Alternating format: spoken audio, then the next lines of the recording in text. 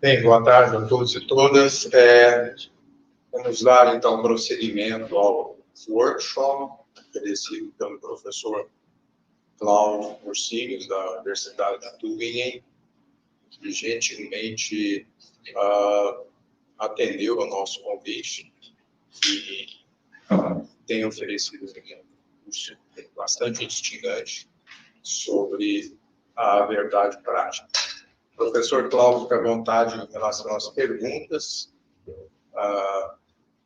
para gerir o tempo como quiser. Passo a palavra ao professor.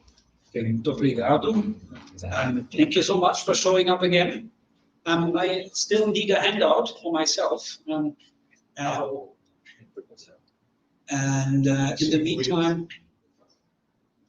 the meantime, we do a little bit of recap what we did yesterday. And you all have a digital handout, is that right? I have one too, but it kind of confuses me. I need paperwork. So I hope you're all well. It seems that not everybody survived yesterday's long session. And I'm sorry, but that's how it goes. All right. So yesterday, I've been trying to argue for the structure of what I call the passage in Nicomachean Ethics 6.2. And not surprisingly, I argued that what we have there is the structure of an analogy. And if you look on page 1 of your handout, I reprinted the analogy as I see it. So we have on the one side the case that Aristotle thinks is unproblematic, even though there are many questions to ask about his theory of truth. But he takes it to be clear to his readers that predicative truth is the one way or the other the correspondence of one's thought, speech, act, sentence, or whatever you might want to say is the bearer of the propositional content on the one hand, and reality on the other. So thank you so much. So if things that in reality are combined or divided are said to be thus divided or combined, then we are talking about the true state. And what this renders then is theoretical truth. And practical truth is the other side of the analogy. That's the domain that we want to understand something about by reference to predicative truth. And here, the things that take the place of reality and thought are on the one hand right desire, which I here explicate as the attitude that we have in the pursuit of something, pursuing X. So that's the one thing, and that should be homologous issues are be in agreement with, be in accordance with, correspond to true reasoning that affirms that something is good. I mean that X, if we have both of things, then what these constellation renders, as you will remember from yesterday, that is practical truth. I've been speaking quite a bit about that, and I'm sure that you cannot hear it. But that's important that we have an analogy here, because that permitted me to rule out already on that fairly basic level of understanding of the text a whole host of interpretations. So sometimes insisting on the simple things it can be quite helpful. And I basically ended yesterday's session with a list of problems that we are left with if we accept that basic interpretation of the analogy. Now, that basic interpretation of the analogy is not yet an interpretation, or it's only the first step towards it, because many things that happen in there are unclear. And I labeled those things that figure in the right side of the analogy the ingredients or the elements of practical truth. They are right desire and true reason. Okay? So we don't know what these are. And I argued yesterday that what we need is, we need a solid interpretation of what these are, so as to make sense of it. This is what I'm trying to make good on. I'm trying to make good on that promise. Thank you so much. Today. So the problem of practical truth is what I call the set of questions that unpack the notion of practical truth. This is first, what is right desire? That is one of the two elements. And then the other question is, in which way can thinking or saying that a particular thing or cause of action would be true for Aristotle? It's not that this is a very controversial case for something to be true, but we would like to know exactly how Aristotle thinks that this can be the case. And what that requires, as I argued yesterday, that's an interpretation of practical rationality, and that's what I'm going to hopefully to be able to start to deliver today. It will occupy us today and perhaps also tomorrow. Then with questions 3 and 4 of the problem of practical truth, we come closer to an understanding of the analogy as a whole. The one is, how can right desire and practical reasoning agree on the same thing? Now that's a real question, because they seem to be different attitudes that are correlated and concerned with different things. And so how can these things agree? We would like to know how that's the case. And then finally, fourth question, why does Aristotle speak of practical truth in the first place? Well, yesterday I had an answer to this. He is under some sort of course, and because he thinks that the job of all intelligence, of all nous and intelligence is truth. That's the production of truth. And so, since he thinks that there is a practical kind of rationality, therefore he has to accept, bite the bullet, that there is something like practical truth. That's what forces him to accept the existence of this. But that's not an ad hoc thing, as I argued yesterday, either, because he mentions practical truth in the metaphysics in Aristotle, pretty much in the same terms as he's talking about it here. He says that's the kind of truth that we're concerned with, practical rationality, and that the goal of that thing is not knowledge, which doesn't, again, rule out that it implies knowledge. Indeed, I argued yesterday that it does imply knowledge. But then its goal is ergo, some in Ross's translation, which I had no other at my disposition, he says action. It's not that bad, actually. So it's acting well. So it's not an ad hoc conception. Aristotle totally accepts, seems to be really happy with accepting that there is something like that, which makes it all the more weird, because this is a weird analogy here. Many things are unclear. All right, so today we start treating the elements of practical truth. And let me just repeat. Vocês podem me interromper a qualquer momento. Serei grato se vocês têm uma pergunta, né? Coloquem essa pergunta, senão eu não vou poder saber onde vocês estão seguindo o argumento. All right, so I'll go back to, that was hard for me to say, so let's go back to the English. Okay, so the first element is the one that is really very difficult to say anything informative about. It's right desire. So, and I start by just approaching it in a simple-minded fashion. So, right desire, that must be a desire that is right. And a desire that is right, that must be a desire for something that is good. Great. But that cannot be it. That cannot be it, because every desire, by definition for Aristotle, is correlated to some good. Okay? And indeed, Aristotle individuates the types of desires, the kinds of desire, just like Plato, with reference to their highest objects. Those highest objects are not empirical things, they are values.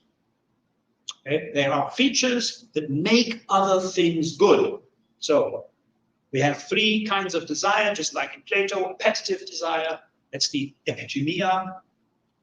We have spirited desire, as people translate it, thumos, and we have rational desire, voulesis, which is the desire, the Greek name of which, voulesis, is cognate to the Latin voluntas, which is really the word that gave origin to the concept of will. But it really isn't a will here. It is a kind of desire. All right. So these three kinds of desires, Aristotle accepts. And they all are defined with reference to their highest objects. Why the highest objects? Well, because if I say that thirst is a desire for coffee, okay, then I am underspecifying what thirst is, because I might be thirsty and I don't want coffee. I want water.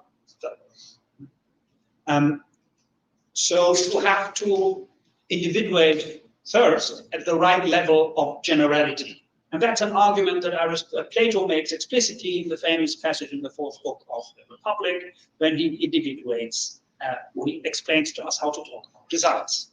But thirst is not one of the kinds of desire. It's a sub-kind of desire, because thirst is an epithumetic desire. It's an appetitive desire.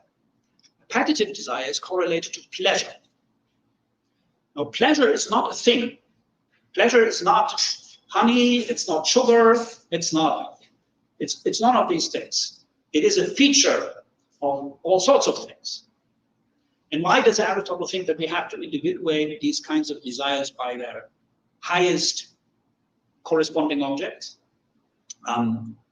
which are values and not things? Well, this has reasons that have to do with definitional adequacy. So if I want to get it right, and a person is, for example, undergoing some episode of desire, and that person, for example, asks for a drink. I said, well, this person is desiring the drink because that person is thirsty. That might be the case. But that person might desire the drink not to drink it, but for example, so if you say that it's because this person is thirsty, and you say this person has an epithumetic desire, that's a person that does desire a glass of that water for the sake of pleasure. I might ask for a glass of water in order to throw it in somebody's face so as to make this person angry. Then it wouldn't be epithumia, it wouldn't be appetitive desire, it would be thumos.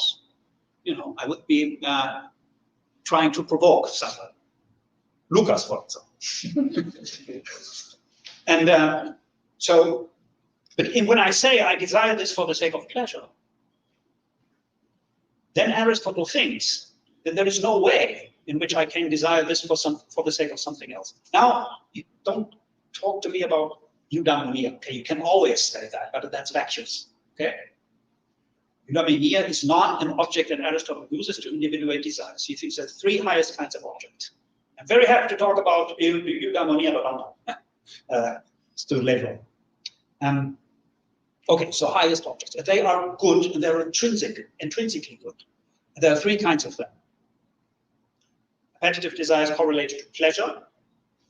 And there's a passage in the topics where Aristotle says it's very important that it's not pleasant things that correlate with appetitive desire.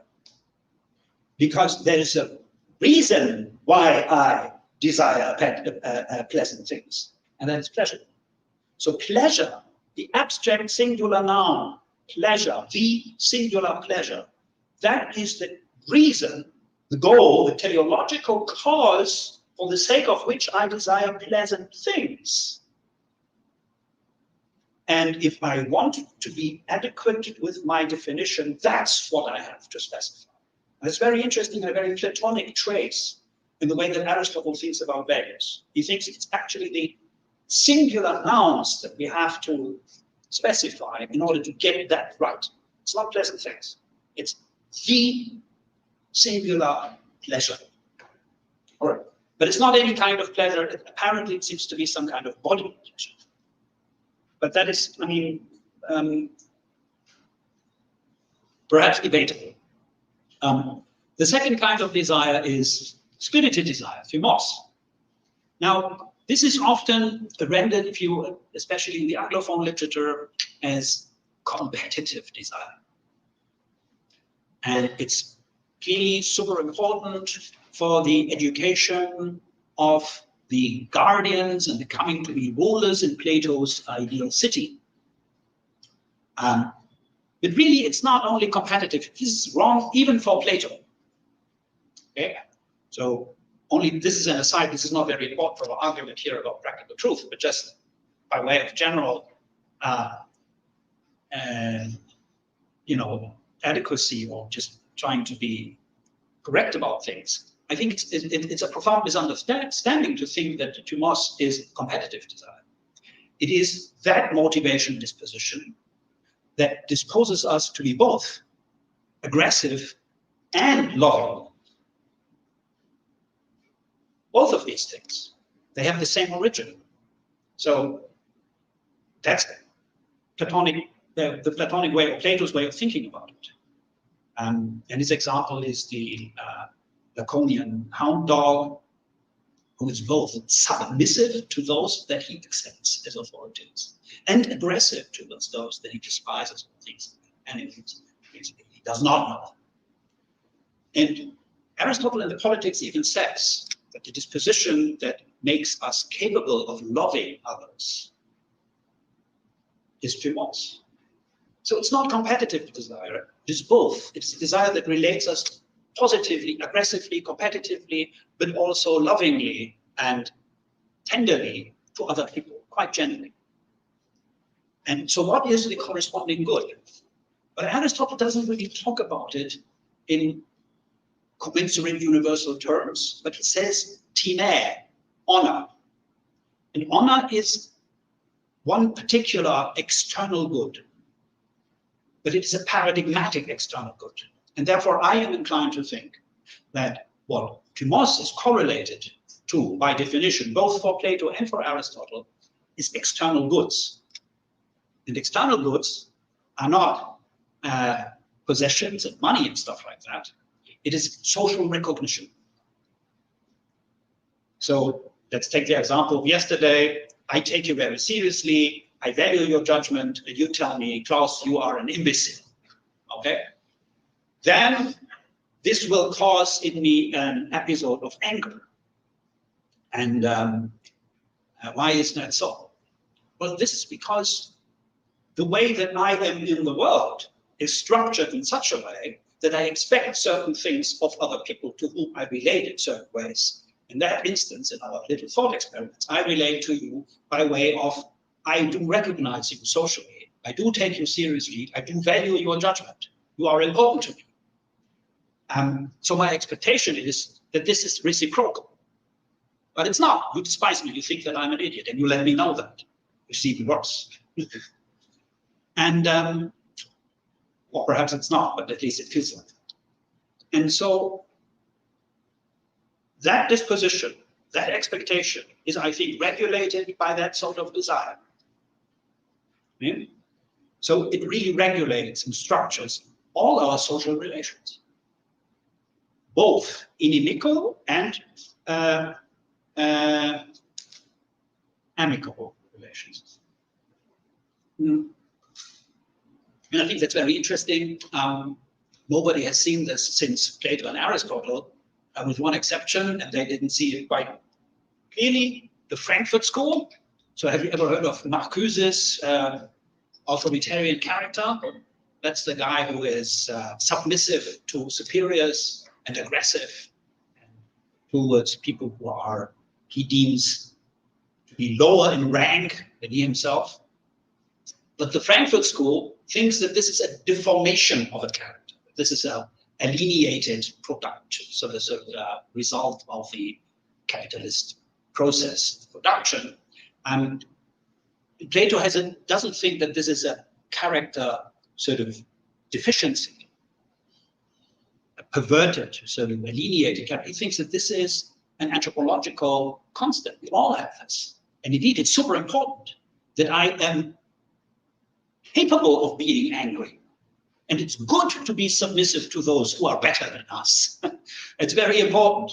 I mean, you might think that there are such people that you want to. There might be people, perhaps even in the room, who think that, oh no, I am not submissive to anyone. Or, oh no, I do not despise anyone.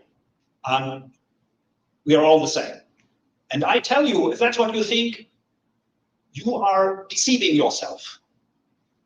We all rank people, and we do it involuntarily. We also do it voluntarily, but I'm not talking about that. I'm talking about you, each single one of us, also me, we relate to people in these asymmetric ways. And that's very important. That constitutes our social reality. And the reason why that is the case is that we are, as it were, hardwired to value even and to react and to engage in reactive attitudes towards goods that are social, that is external goods. So second kind of desire is thumos, that's related to honor and social recognition, external goods, the paradigmatic external good.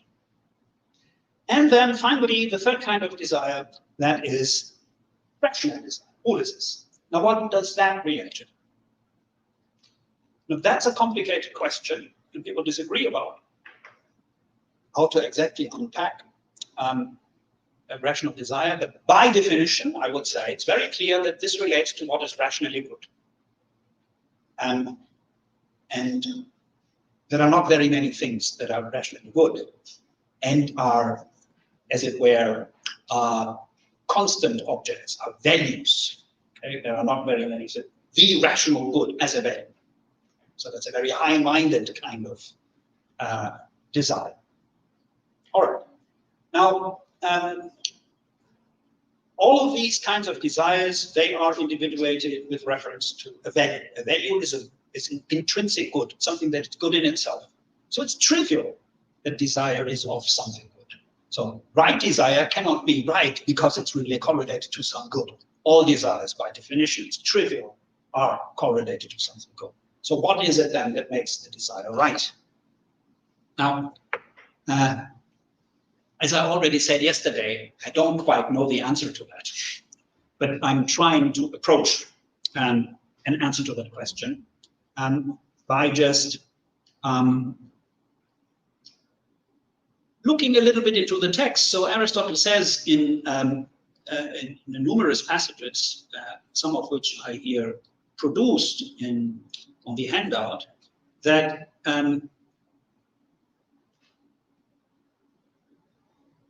when he speaks about right desire, he's thinking about the desire as it is resulting from the behavioral disposition that we call moral virtue.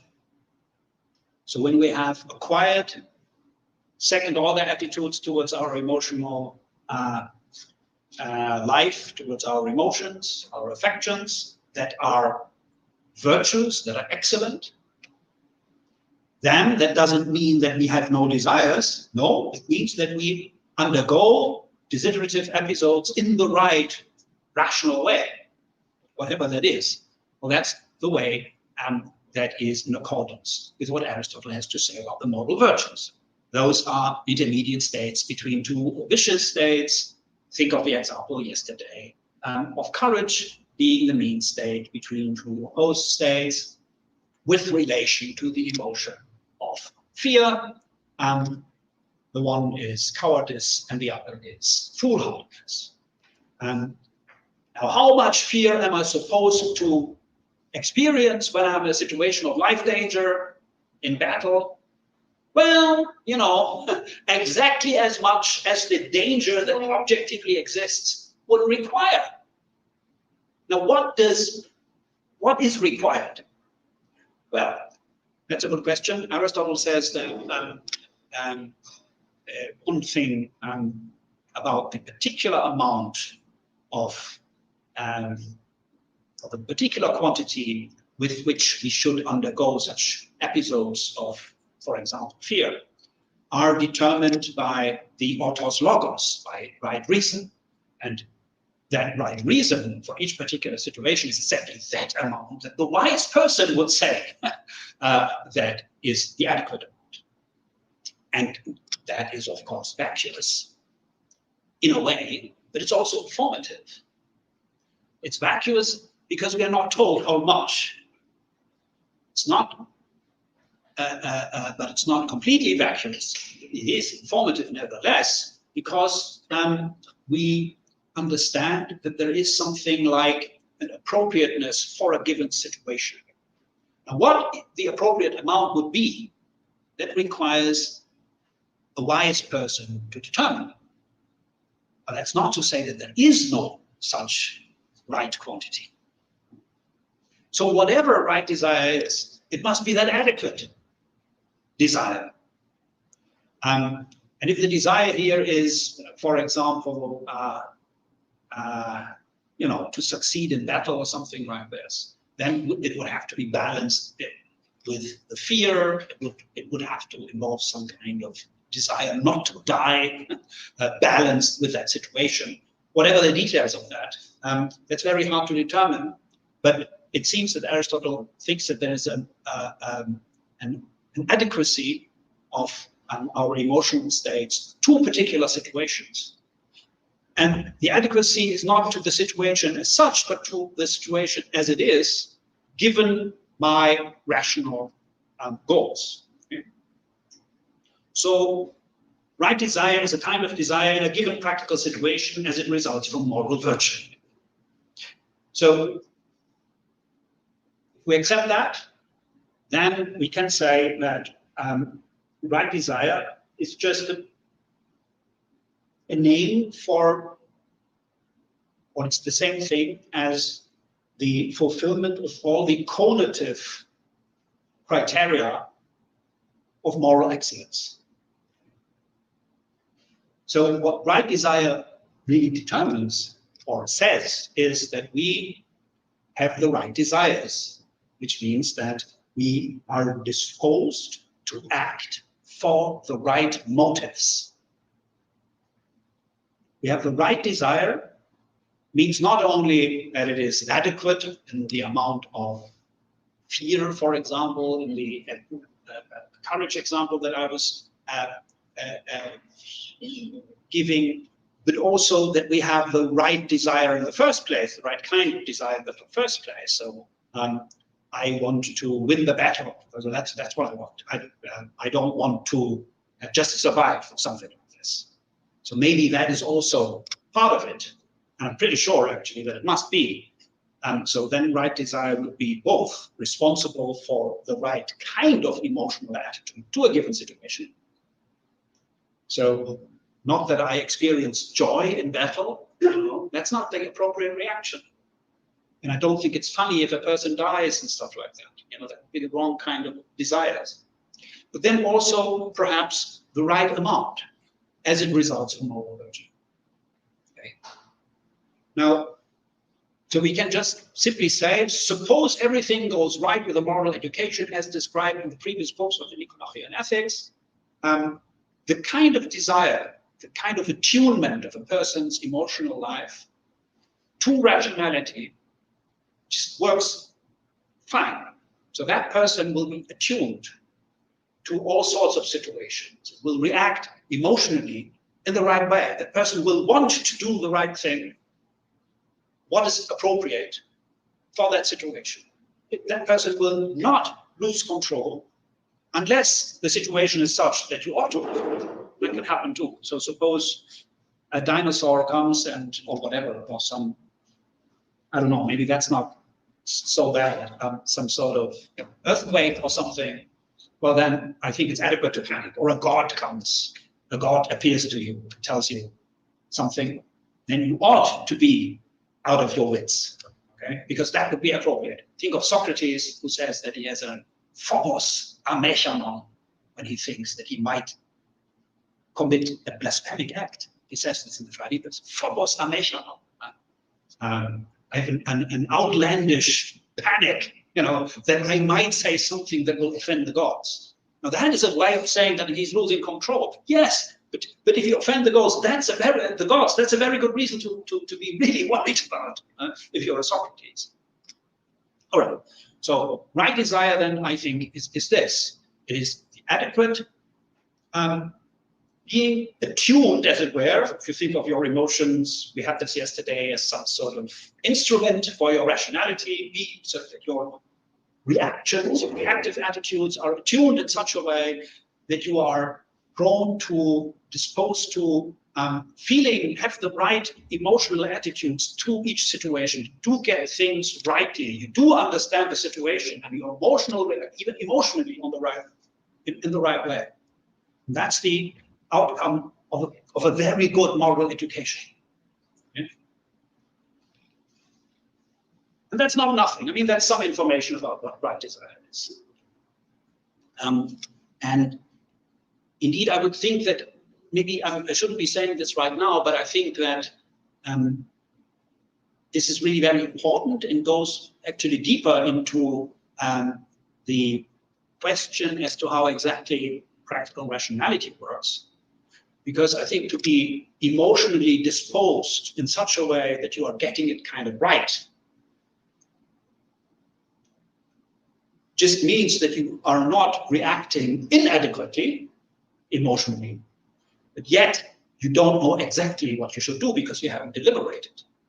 And what that corresponds with, I think, is an openness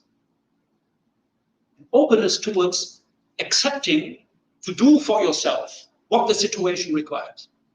So imagine you are in a situation of danger, it's a catastrophe or a war or something, and you are not losing your wits, you are not losing your mind, you are not panicking, you are terrified that you maintain control.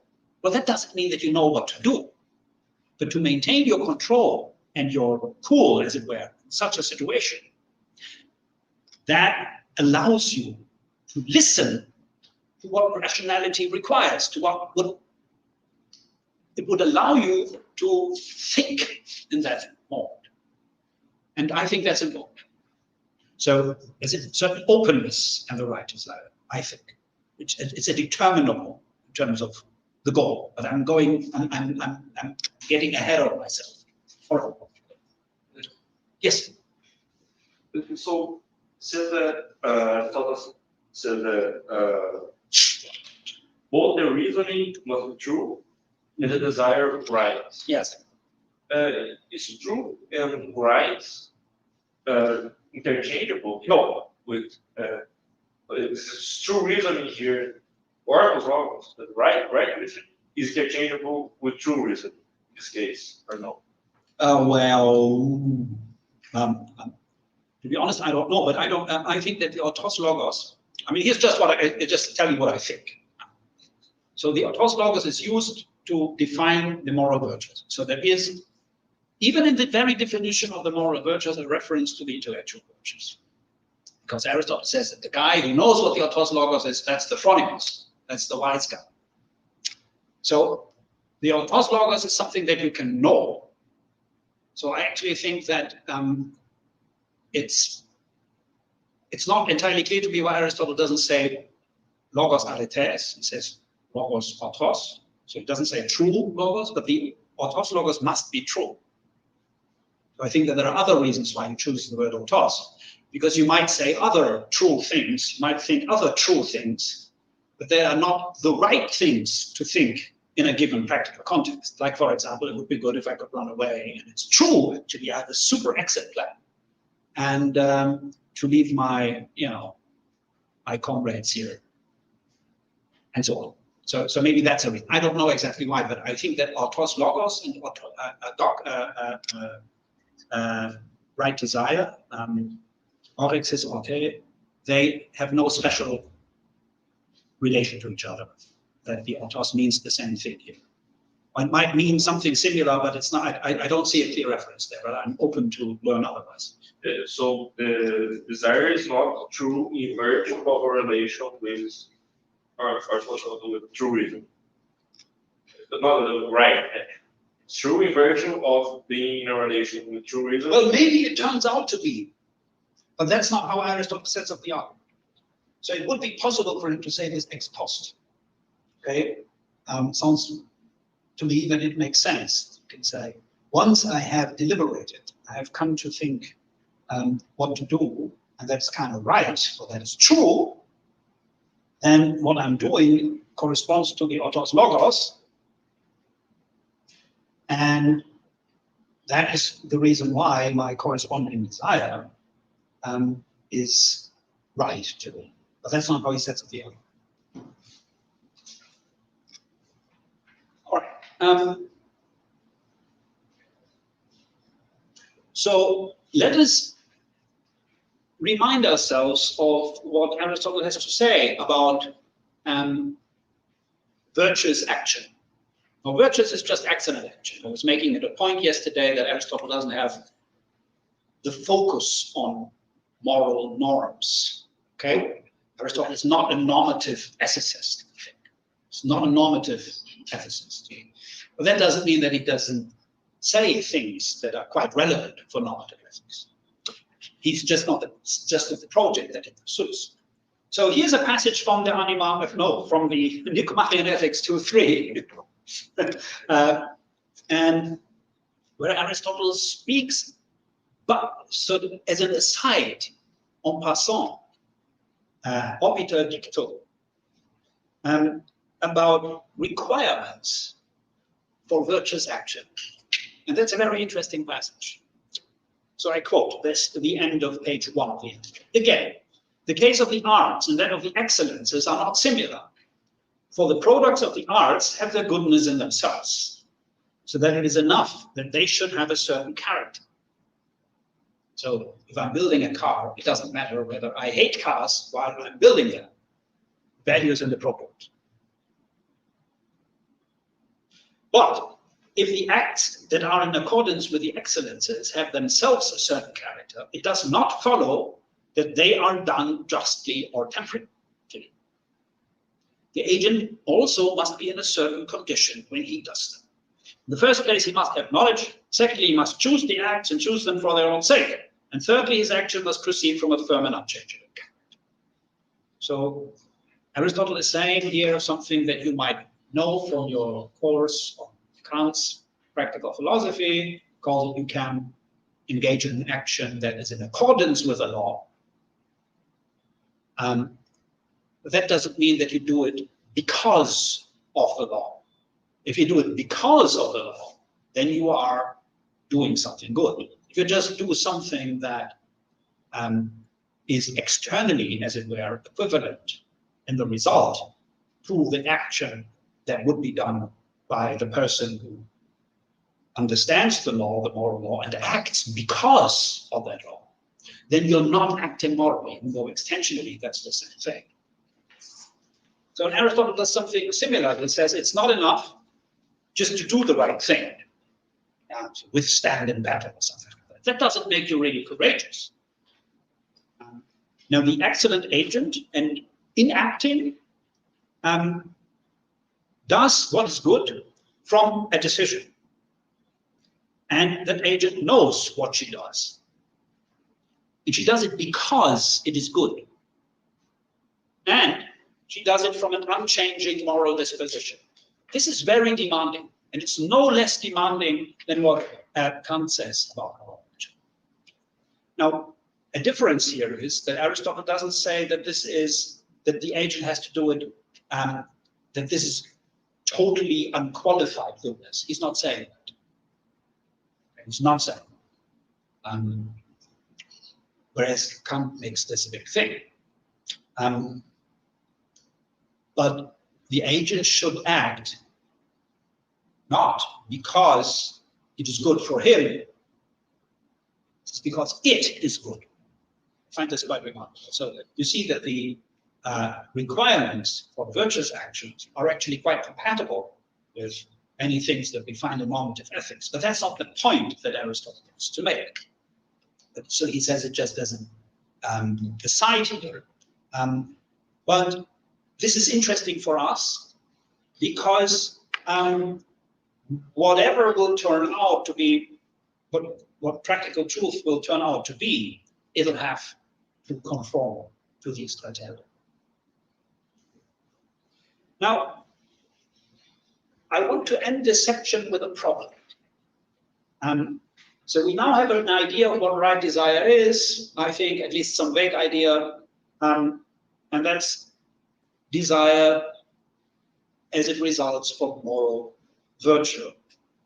And that gives us the right attunement to things so that we can act rationally and so on.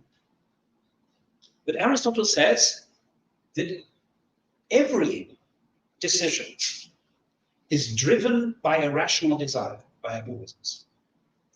But I can also decide to do something very base. I can deliberate about things that are not rational. For example, how to commit adultery. Well, I take the ladder and then I climb up, and then and then the husband or whoever the other partner will not notice. You can sort of devise very intelligently all sorts of plans to do very base things. Isn't it the pleasure for bodily pleasures that, the desire for bodily pleasures that is the desire that underlies my episode of deliberation? Why does Aristotle say in the third book of the Essays that it is Buddhism's rationalism that drives deliberation? You have suggestions?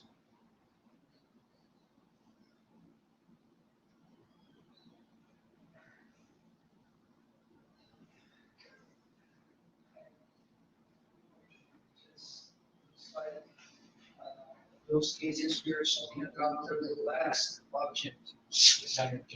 Yeah. When I talk about a idea, I am talking about some bodily good, as you said.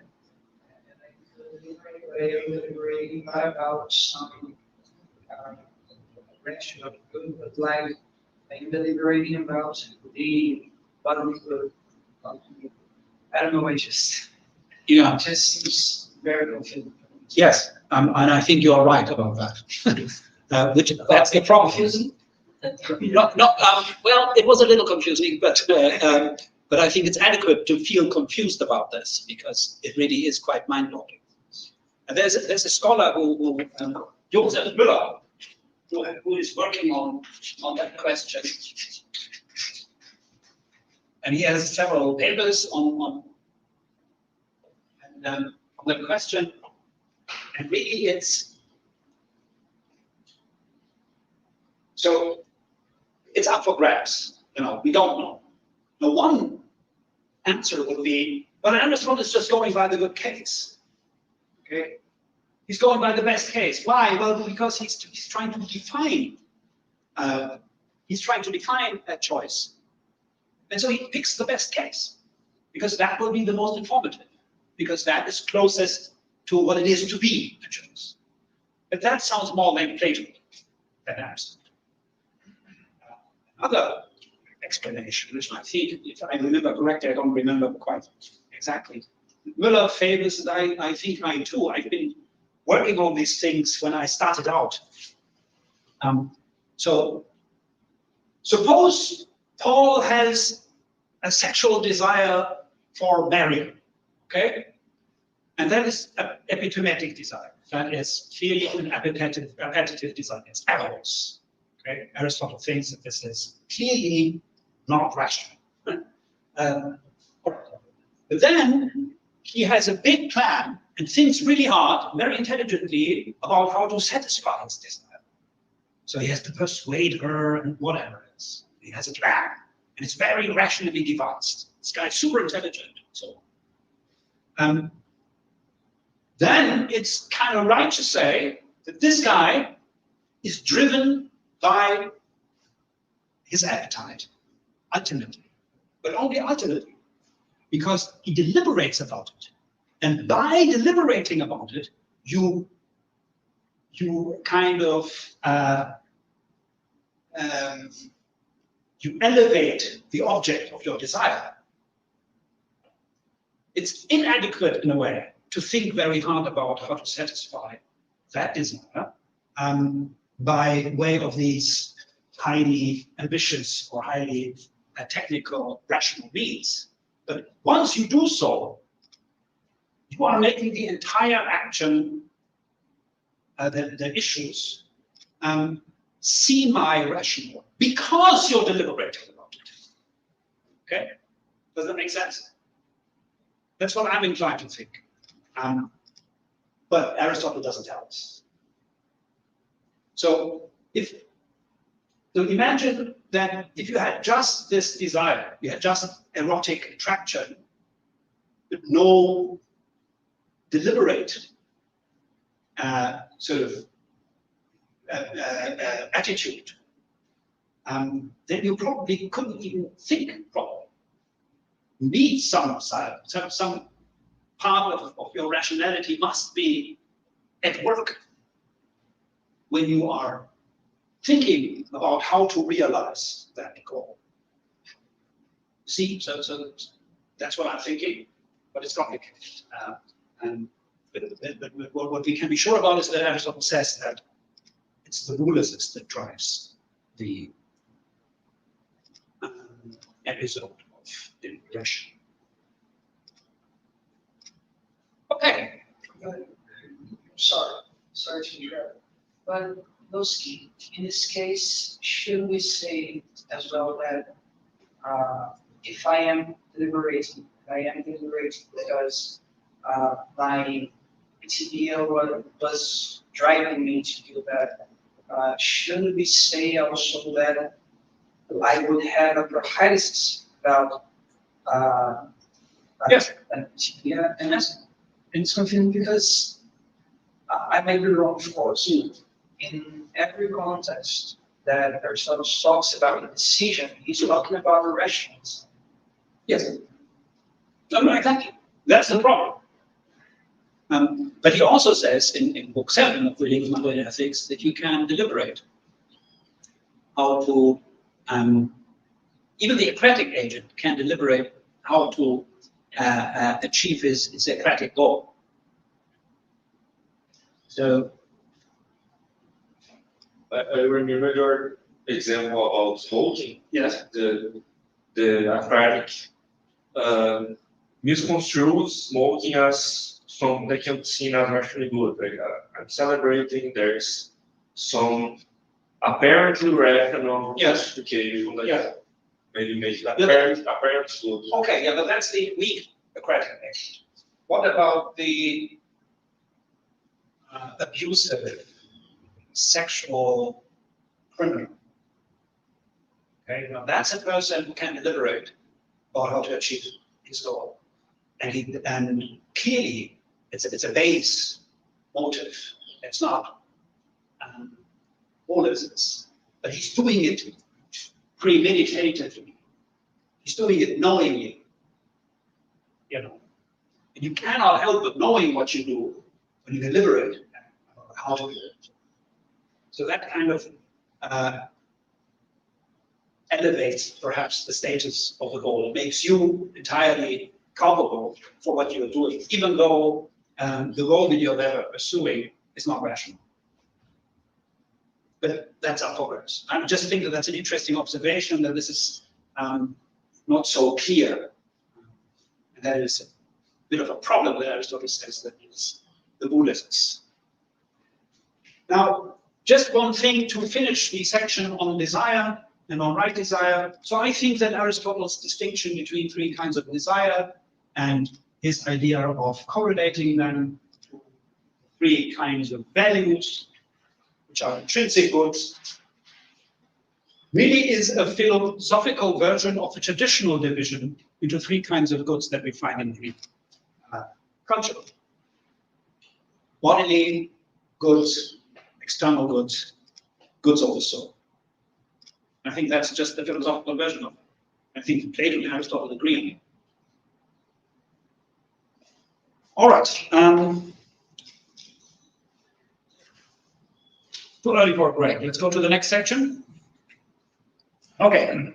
So now we have this one ingredient, this one element of practical truth, and we have at least a vague idea of this. So that's the right design. Now we need to know what is the other side of it, true reasoning. True reasoning is clearly something that we can engage in by virtue of being endowed with the capacity to reason. And since reasoning here is practical reasoning, this capacity is the capacity of practical reasoning. And so what I want to do is I want to talk about Aristotle's discussion of the division of the rational soul in Book 6 of the Nicomachean Ethics, so as for us to have a good starting point for talking about practical rationality and practical thinking. All right, so on page 2 of the handout, you might produce this table, which is the division of the soul as it is required for the philosopher of human affairs to know from Book 1 of the Nicomachean Ethics, chapter 13. And there we have the human soul, and we have a rational and a non-rational part, and the rational part subdivides into thinking proper and into the part of our perception and our desires that are capable of obeying reason, but that are not engaging themselves in thinking. Okay, so they are kind of rational, but they're not actually thinking. But they can act in accordance with rationality. We've talked about this yesterday. Now, but they are also non-rational. Okay, because they are part of our biological equipment. And our biological equipment is not rational. Aristotle says rationality is not part of nature.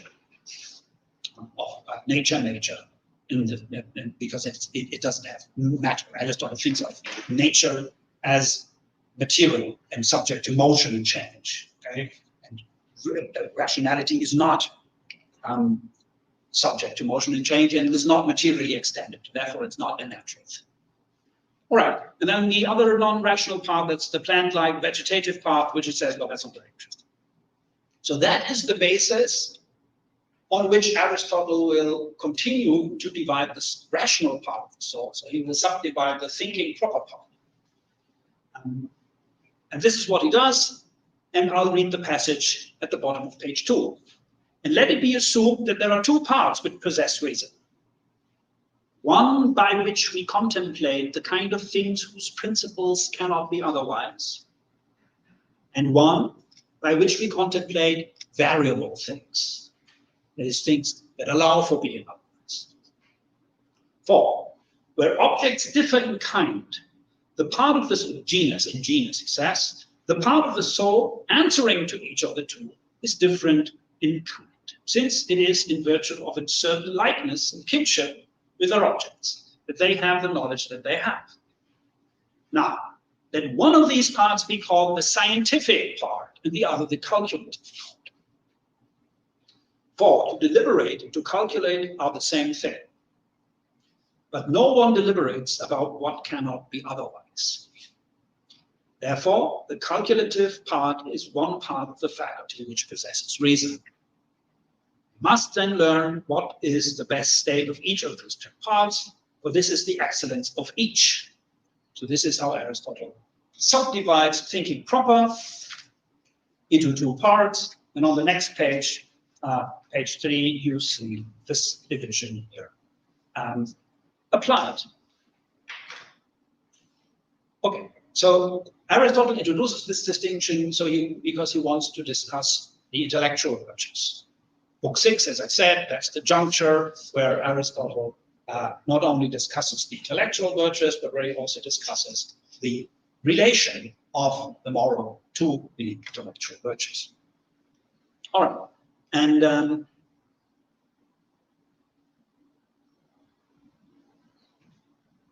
what we want to understand is, what is practical rationality? The capacity. And in order to understand that, we need to understand what is the distinction between the two rational parts of the soul. Now, I find it quite striking that Aristotle distinguished the two parts of the soul, the rational soul, by way of the modal status of their objects. He says, one part of the rational soul is the part by which we contemplate things, the principles of which cannot be otherwise. These things are necessary and eternal, as he says. Those are the things that we contemplate in scientific contemplation. The other, that is the rational, the practical part of rationality, the calculative part, non-scientific part, that is the part by which we contemplate things that can be otherwise, variable things. Now that is a very striking distinction. Why? Well, because Aristotle distinguishes the rational parts of the soul by the modal status of their objects. And that's a symmetric distinction. One kind is correlated to objects, the principles that cannot be otherwise, and the other is correlated to things that can be otherwise, necessary contingencies. Fine. But the distinction is also asymmetric, because the one is concerned with principles. Science is from principles, and to understand, so science is not possible without reference to principles, and so on and so forth. And if we are engaged in theoretical science, then the principles of the things that we are contemplating are of a certain modality, they are necessary, they are eternal. What about the other side? Things that allow for being otherwise. Now that's an asymmetric distinction. And it is very interesting that all our Greek editions of the text, so all the ones that are around on the market, print the text in a way that it gives us that distinction. So we have an asymmetric distinction. One part of rationality is concerned with principles that are necessary and mutable, and the other is concerned not with principles, but with things that allow for being. Now, you can just interpret this in all sorts of ways. We've just heard today, like, for example, Ben Morrison and Hendrik Lawrence think that indeed principles that are comparable to principles of scientific contemplation are absent in the practical. And they explicitly reject the idea in their article that there are principles involved in practical contemplation.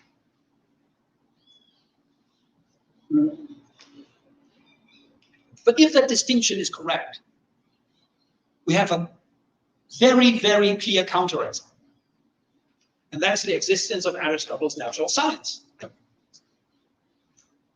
Aristotle's sublunary physics, that's his metaphysics of nature, his cosmology, his chemistry, his account of, animals, biology, plants, all of that is a science. Aristotle is very clear. Natural science is a science, and it's a theoretical science. He says so in metaphysics. Epsilon. Physics is a theoretical science, but the things that physics is concerned with, they allow for being otherwise. They allow for being otherwise. If a stone falls, okay, that will happen for the most part if I let it fall, but it's not necessary. It will not invariably do so because something can intervene. As if a seed will grow to a tree, yes, everything going well, but it's not always the case that everything goes well. Things can go the wrong way in nature. And indeed, that's important about nature. That there are what Aristotle calls accidental constellations, where you have causal chains that are independent of each other and that somehow intersect and that mess it up. For example, I want to catch this drink, but Eduardo intervenes and prevents me from doing it. So that is an irregular event, because for the most part, if I grab a drink, I'll get it. Okay, but that's okay. Nature is just the realm of things where things can go the wrong way. Fine. So then, how is natural science possible? Well, natural science is possible not because natural things are contingent, they allow for being otherwise, but because the laws, the causes that structure the realm of natural things, they are eternal and necessary. So if a stone falls, it'll fall necessarily, given its nature. But given that there is accidental causation and the intersection of independent causal chains, it doesn't always work that way. But you can say that qua being earthen, this stone will fall. It has to fall, it's necessary. You can state that. So you can know the principles of contingent things, natural things. You can know them scientifically, that have principles that are eternal and immutable and necessary, and yet they deal with a domain, the things that constitute that domain, of which are contingent. So it's pretty clear that natural science is a straightforward counterexample to that distinction. It's a very basic sort of objection, but I think it really is a knockdown objection. And it's interesting that Gautier-Joliffe, they see the problem, and they are explaining it away. They're saying, well, you know, Aristotle then was still in the grip of Plato and so on. So they have an historic, so you might think, oh, that's very bad. No, they at least admit and see the problem. It's good. You know, these guys, they confront the problem. If you look into the more recent literature, I mean, there are a few who identify the problem. Gabriel Richardson Lear, she does identify the problem. Clearly, she gives a very good formulation to it. But then she dismisses it. She doesn't talk about it. And it is a secret problem. So things that happen in nature are not necessary. They are contingent. They happen for the most part, but they also could not happen. That's very important about things that happen for the most part. But they have principles that are eternal. That means we have a whole science that falls into both camps. It will be both practical and theoretical. That makes rubbish of that distinction. So I find this distinction unacceptable. Also, it would be weird, I think, just to introduce this asymmetric distinction. So I am not persuaded that we should go with the texts.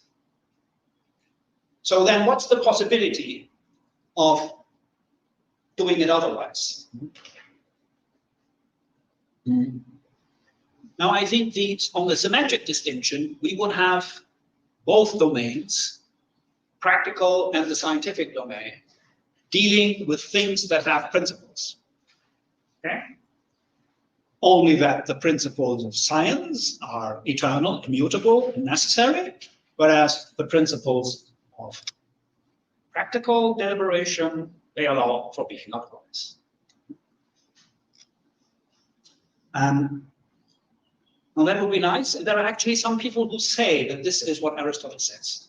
And this is the whole school around Terry Irvin. I don't know whether you know this name.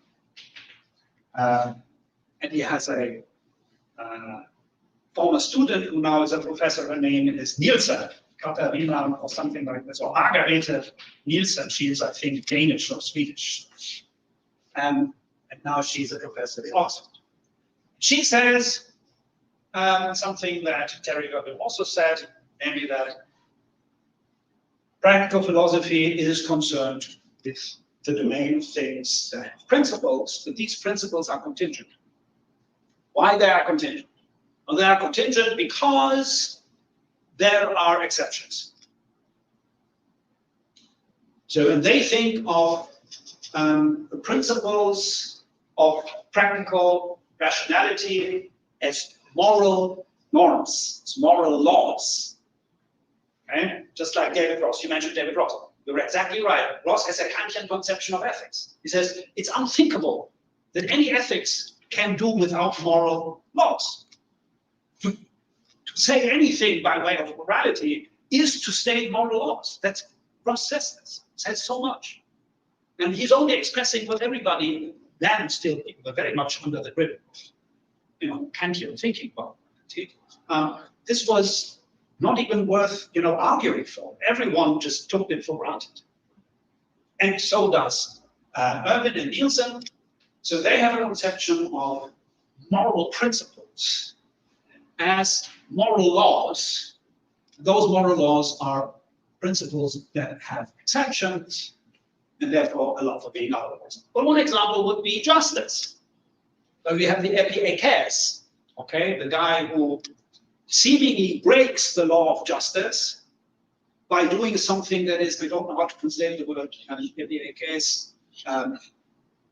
So what's the Portuguese or English word for that? So who possesses this? Yeah. Yes, but epieikeia is something very specific. It's breaking, as it were. It's a rupture with what justice would require. For example, the punishment of a person and exercising some kind of understanding, and breaking, as it were, the letter of the law to do something that is right and therefore also just. So by breaking the law of justice, you're being just. That's the Aristotelian idea of being epieikes. And that's what they have in mind. And,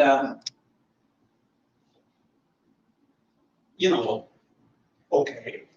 The first edition of Terry Irvin's translation of the Nicomachean Ethics, he was printing the text that I'm translating here.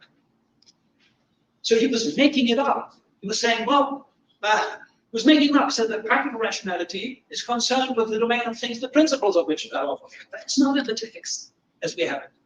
But he knows that somebody must have told him. And so in the second edition, he kind of says, well, I'm reading a different text here. But to be clear, I do not think that Irvin and Nielsen, this whole school of thinking, is right. I do agree with them that Aristotle thinks that practical rationality is fundamentally concerned with principles. But these principles are not moral laws. If there were moral laws, you could write a case tree, you could deduce, what to do. And this is indeed what Irvin really likes. Huh? So, but I don't buy this for a second. I don't think that's Aristotle's view, and I also don't think that it's philosophically attractive. All right, so what do we do? Well, first, let's stick to the text. There is one manuscript, and that's the oldest manuscript that we have of the Nicomachean Ethics. It's called KV, and it is preserved in Florence. It's of the 10th century AD, or Common Era. And that is the only manuscript. It's a very independent manuscript. Obviously, it's also the oldest. That has the only manuscript, apparently, as far as reports go, I haven't checked it myself, that has a different text. Okay? And there was an editor in the 1840s who was Greek and lived in Paris. And his name is Corcilius, and he Latinized his name to Corcilius. And he did an edition of the Nicomachean Ethics, which the Tübingen library luckily has. But then you have to go to this room, it's locked up. But it's nice, and he has the Greek text, and it says, oh, I go with the reading KB. But the reading KB is a little problematic because the text is corrupt. Okay, and I'll show you what it is. So here, page 4 of the handout.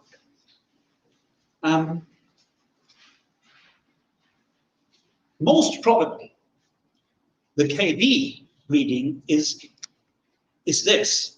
So instead of the other manuscripts reading that have one by which we contemplate the kind of things whose principles cannot be otherwise, and one by which we contemplate variable things, KB reads one of those that allow for being otherwise. Hende, ton, ha, and dekonta. Now this is an incomplete statement. It's ungrammatical. So such as it stands, you really cannot print it, and Corcilius didn't do that. But it's very clear in the manuscript that KB reads the finite verb in the plural and dechontai. So we are here in the characterization of the object of practical rationality. And he uses the plural. Well, that I think implies that he is talking about a domain of things where things can be otherwise. And that is very easily to be related to principles. Okay? So what Corcilius did, he emended the text, and instead of reading Hende ton ha en dechontai, Hende hon ha en dechontai, which in the Greek means which is concerned with those things, the principles of which allow for being otherwise. Okay? And actually he did this in 1822, it wasn't 1840. So, and that sounds to me, from a philological point of view, from a paleographic point of view, extremely convincing. Okay? So we do have an independent textual witness, the oldest manuscript, that seems to indicate that Aristotle is actually individuating practical part of human rationality with reference to a domain, the principles of which are for being otherwise. Hence, that's a domain that has principles. And that's what I want. And I'll give you reasons why. So for a lack of better alternative, okay, and I don't even think that this is a bad alternative. We have textual evidence. But for lack of any better alternative, I suggest that we accept Corcilius' emendation as our only viable choice. Because even if you have overwhelming textual evidence, because you have 100 manuscripts that read in the other, if the text doesn't make sense, you as an editor have the duty to produce a text that makes sense, unless you want to saddle your author with talking nonsense. And Aristotle would be talking nonsense. He would contradict his own distinction of sciences. Okay? So you don't want this, not even as an editor. So I think you must do something about it. And Corcilius, the humanist, he saw this, and he did. And I think we should just take this on board, because that's our only viable choice. So, because if we don't do this, we have to saddle Aristotle with a statement that he manifestly did not hold. Okay? So, there is some textual evidence that speaks in favor of the idea that we are dealing here with a domain for practical rationality that has principles. Now, here are two further arguments why this must be right. If they just follow in the text, Aristotle is clear later in Book 6 and also in the Linear Ethics that in practical rationality we are dealing with principles. So we have this here. One is in the 5th chapter of Book 6. He says this: therefore, since knowledge involves demonstration, but there is no demonstration of things whose first principles can be otherwise, For all such things can also be otherwise. And since it is impossible to deliberate about things that are of necessity, practical wisdom cannot be knowledge nor art. Not knowledge, because that which can be done can be otherwise, nor art, because the genus of action and production is different. The second sentence here, there is no demonstration of things whose first principles can be otherwise. Well, that says that there is a domain of things, the principles of which can be otherwise. This is as clear as it can possibly be. There is a domain, and it's clear that he's talking about practical, the domain of practical wisdom. So that is practical rationality. Practical wisdom is the excellence of practical rationality. Okay, so that's in this very same text, in confirmation of the thesis that really practical rationality is devoted or is correlated, is of a domain that has principles, and indeed that has principles that can be otherwise. Now, in the second book of the Eudemian Ethics, Aristotle says something similar, but it's kind of disturbing. He says this: for if nothing else is the cause of the triangles being so, that is, having a sum of angles equal to 2 right angles, this, namely what the triangle essentially is, must be a sort of starting point and cause of what follows. Okay? So that if some of the things that are can be in opposite states, this is just Entdeckung bei alles Echt, and I didn't do the translations on myself. So that just is impossible of being otherwise. The principles must also be of that kind. Again, that says, oh, if there are things, the principles of which are not being otherwise, so must be the principle. The problem here is this: how do you explain with that passage the possibility of physics?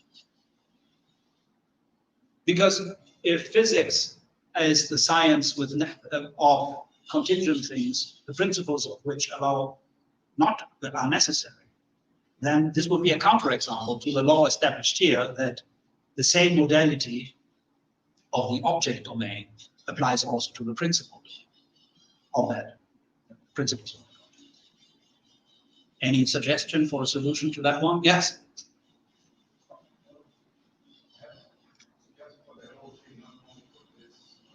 Yeah. Can you speak up a bit? Yeah.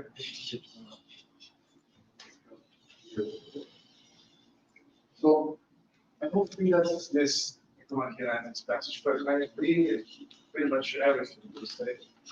I just said.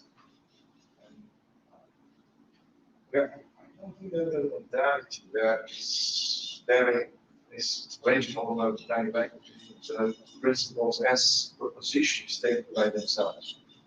I guess modality, if we are allowed to say modality, is mentioned over the exact extra-active relation.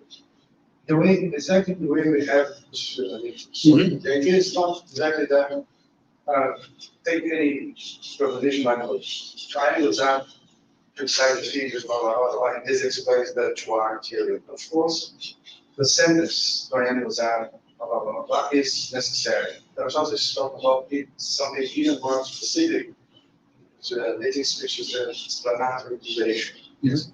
If we want to explain the two-arm and property of the triangle, the principle of the was used for the ultimate explanation is this and cannot be otherwise. Yeah. So this kind of modality that the principle applies is the concept of its explanation relation to our targets. I think it's essentially going on with big market and everything that they can have exactly what you want and what that provides relation on the text. But then completely different from what we have in the Russian proposals. So the modality is not about the practical proposition itself. It's about whether there's a given entirely different story. I mean, in the practical domain, we always have the same principle. We always have the opinion the same principle, such that the relation, I see. but not relation, cannot be override. I see. This is something that I tell Yes, it's not. endorse. Contrary, if you endorse that, here's what the practical domain, we can explain whatever that means in the practical field. We have to explain, we can explain field based from different principles according to the students. So, Okay. Yeah. I have to think more about this. And I wonder what the implications are for this Udemian ethics passage. Because that says that you have the same modality. So the object domain of a science, that modality is inherited or also is to be applied to the principle yes. Domain for that very thing. But then it applies to only in the proposition that serves as a proposition itself. So the experience, but also the use of relation can be visual, at least not in the way it is in the triangle.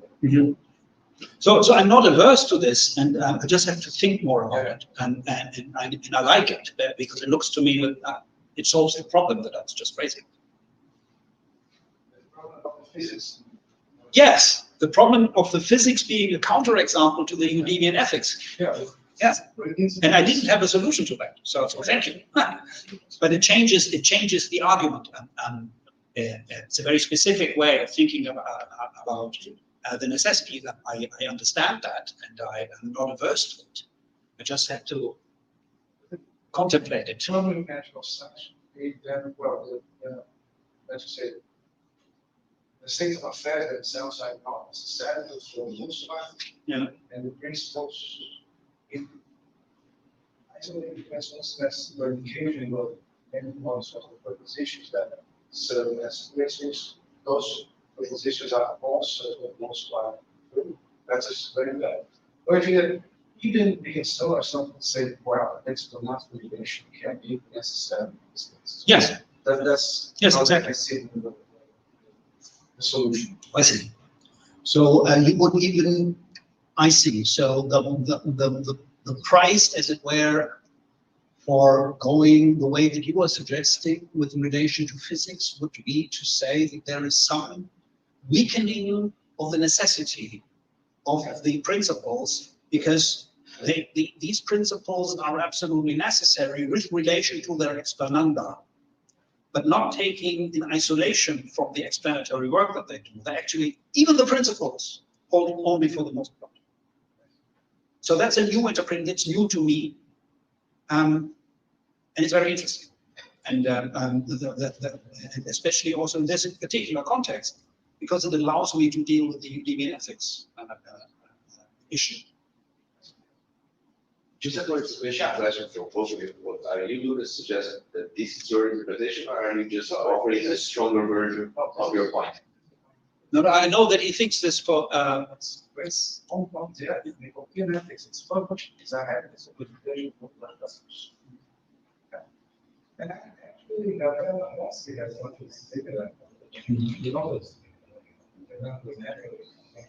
yeah, she presented here that it was quite similar to what I was presenting.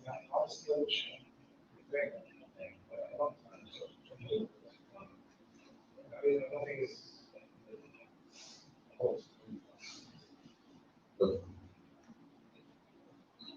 I'm just writing this down a second. I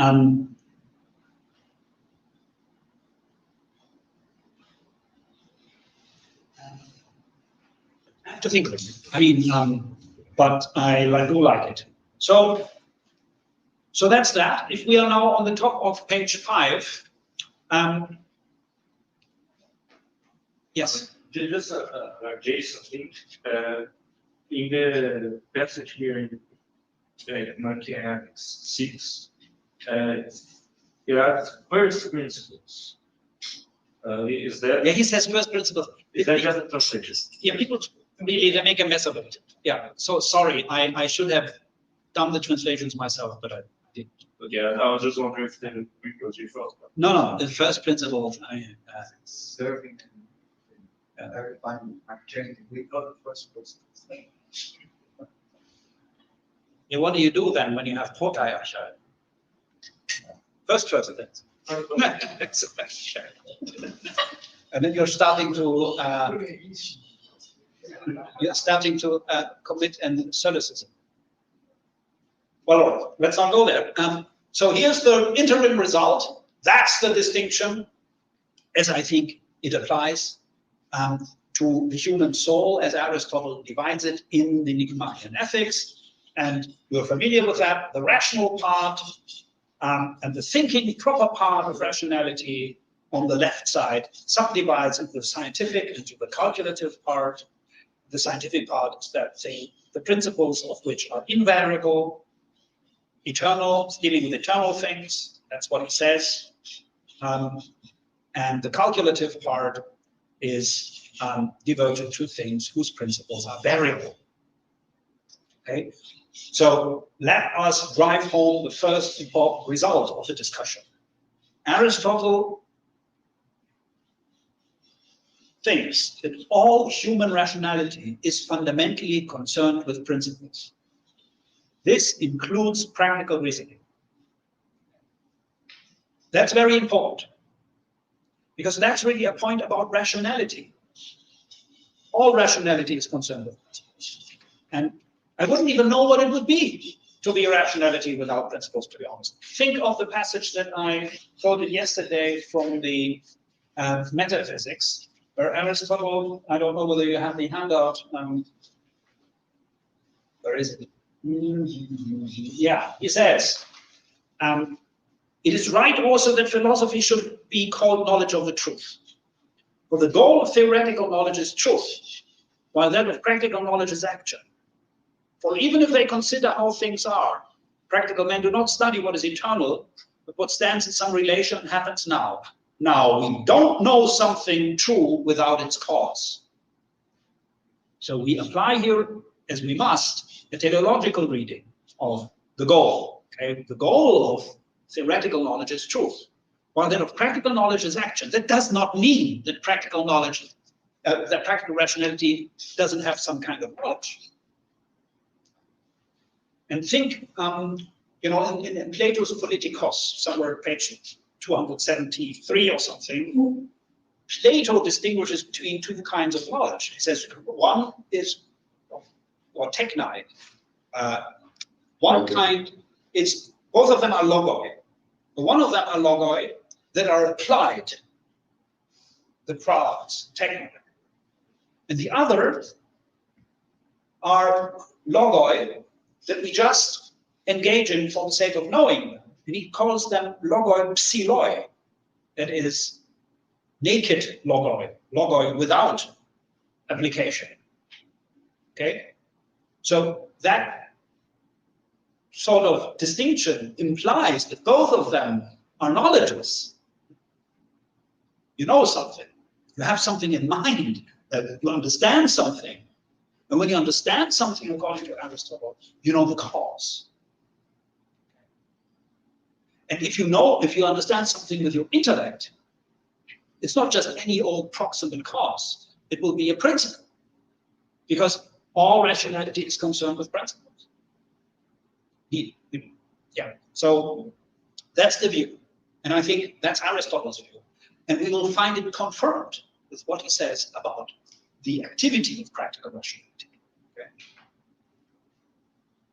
Okay, so that's the first point that I really want to drive home. That's the take-home result. You can write it down, pin it on your wall, and be happy with it. If it's rational, it'll involve principles. Every kind of rationality is fundamentally concerned with principles. Principles of things. And it's not the fact that one is concerned with principles, the other not, that distinguishes theoretical from practical reasoning.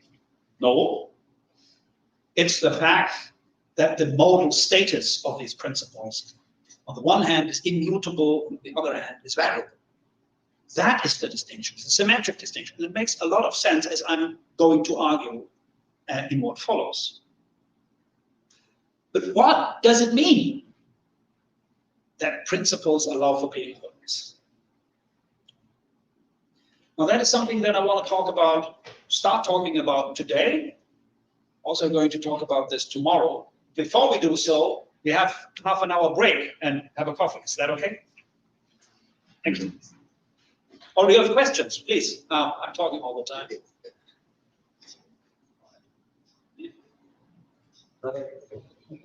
This might just be bottom, but I just don't understand why in the passage in the practical truths, it's true reasoning, not right reasoning.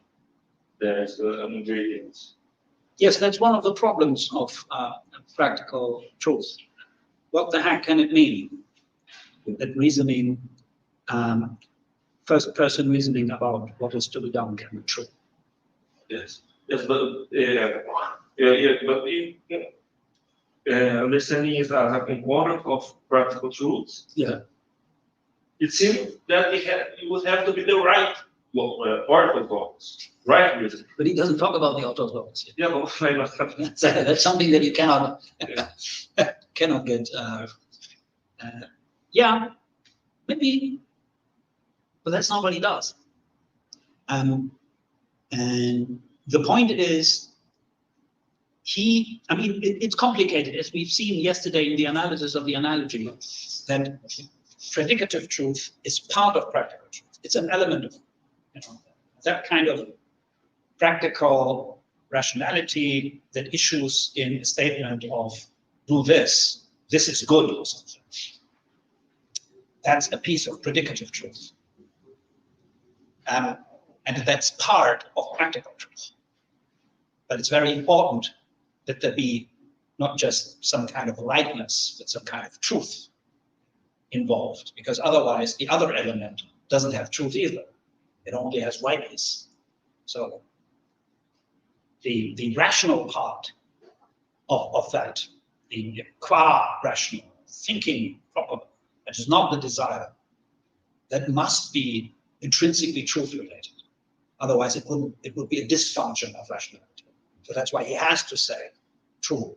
Might be also autos, but I think he needs it to be true here, because he's talking about practical truth. I was thinking of orthodox more Implying more than true. Not just true, but the right true in the situation. Yeah.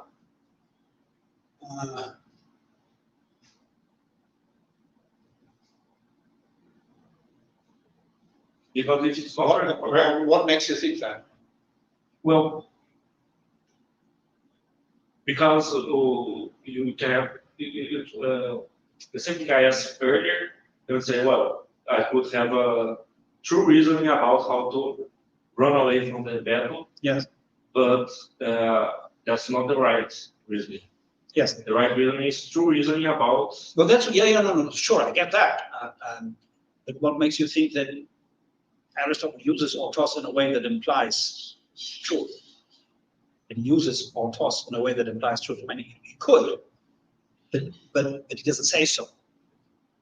Now, it kind of follows. So if there is an autos logos that determines just how much one should engage in this or that, and so on and so forth, and Aristotle is a realist about morality, well, then it must be possible to say that a statement about the goodness or the badness of a particular cause of action or a particular thing is good or bad must be true, can be true or false, must be true or false indeed.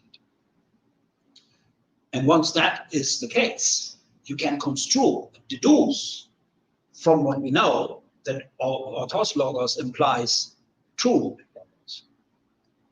But Aristotle doesn't say so.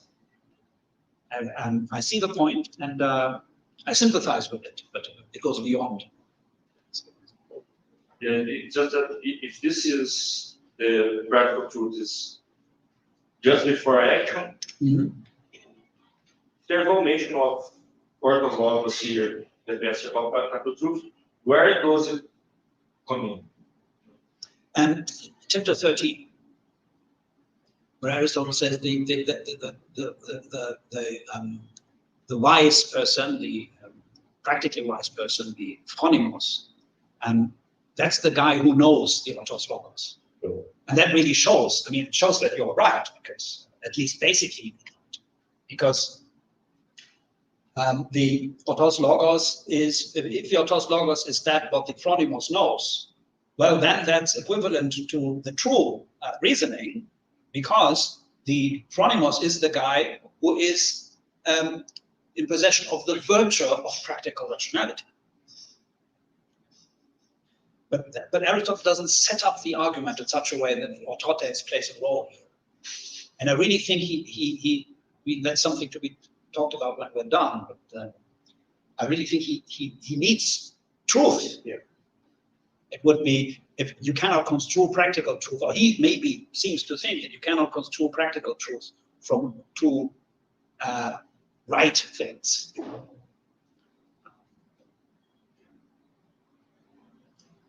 Well, okay. So that is the capacity of practical rationality, and I hope that you see that it was important to go all the way and discuss the text and so on, because really this is quite something. I mean, this is a very important philosophical thesis. It's a point about rationality. If you think that something is rational, you're Aristotle, well then you also think that this has to do with principles. And as we have seen and heard today, there are people, and many of them, who think that principles, that there's a kind of rationality that is not concerned with principles. I don't think that is not Aristotle. That's impossible. It's a deep disagreement about the very nature of rationality. Now we need to make sense of what it can even mean to be a principle that is. But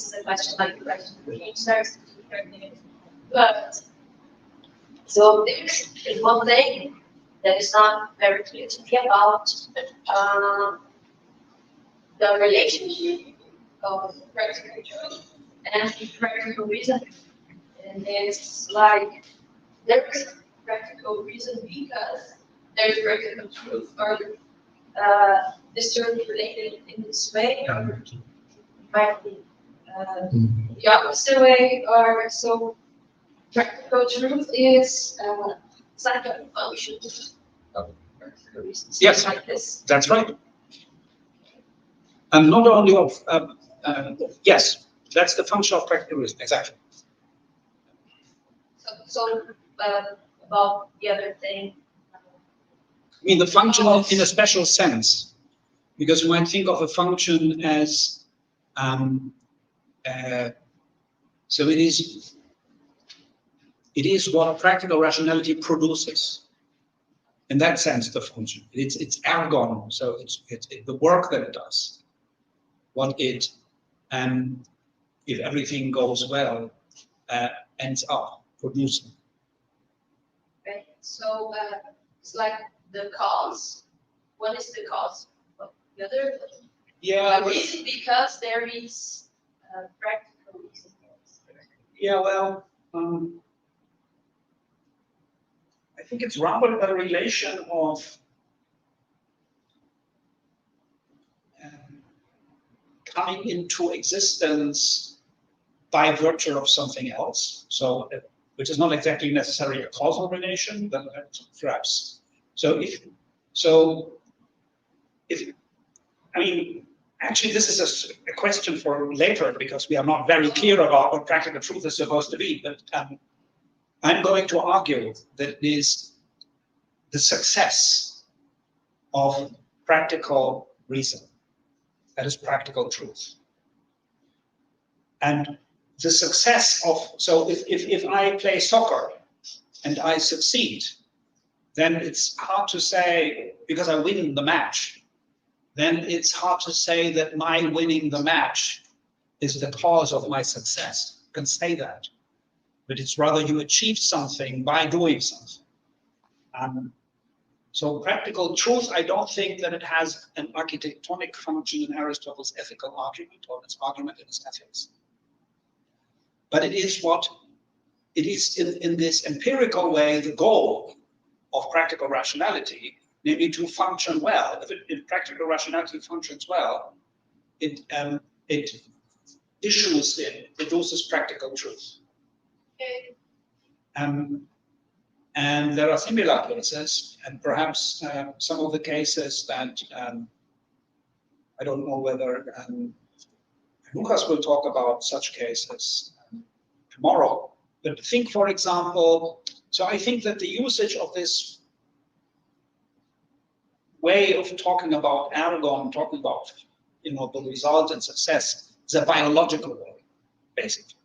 So you have a natural function that is to think practically, okay? Now, if that does its job and everything goes well, then you have the successful employment of that capacity. And that's the success of that capacity. And that is, I think, the way that Aristotle is thinking about practical truth as being true.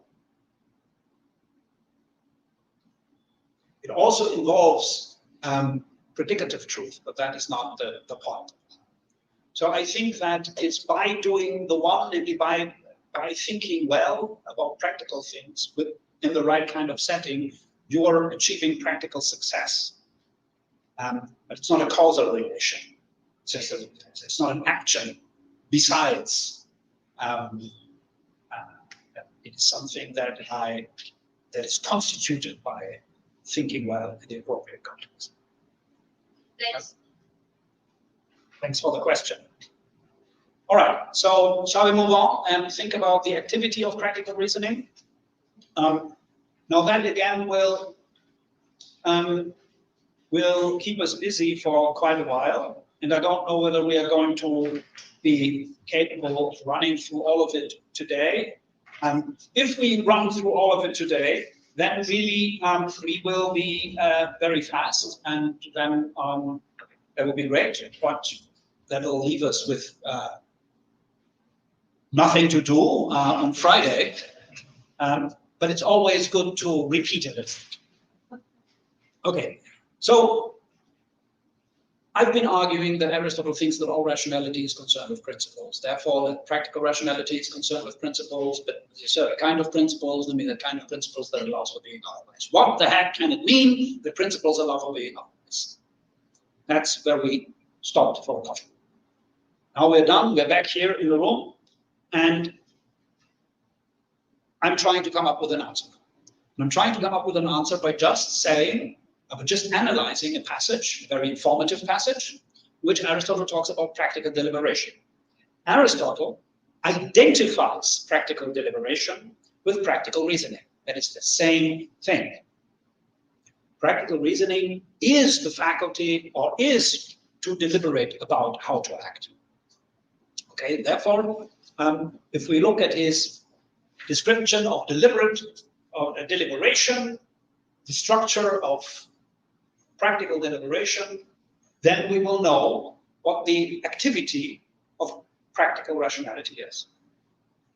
And we have a passage like that in the third book, which I think is the most informative one. There are other passages that are similar, but let's focus on that.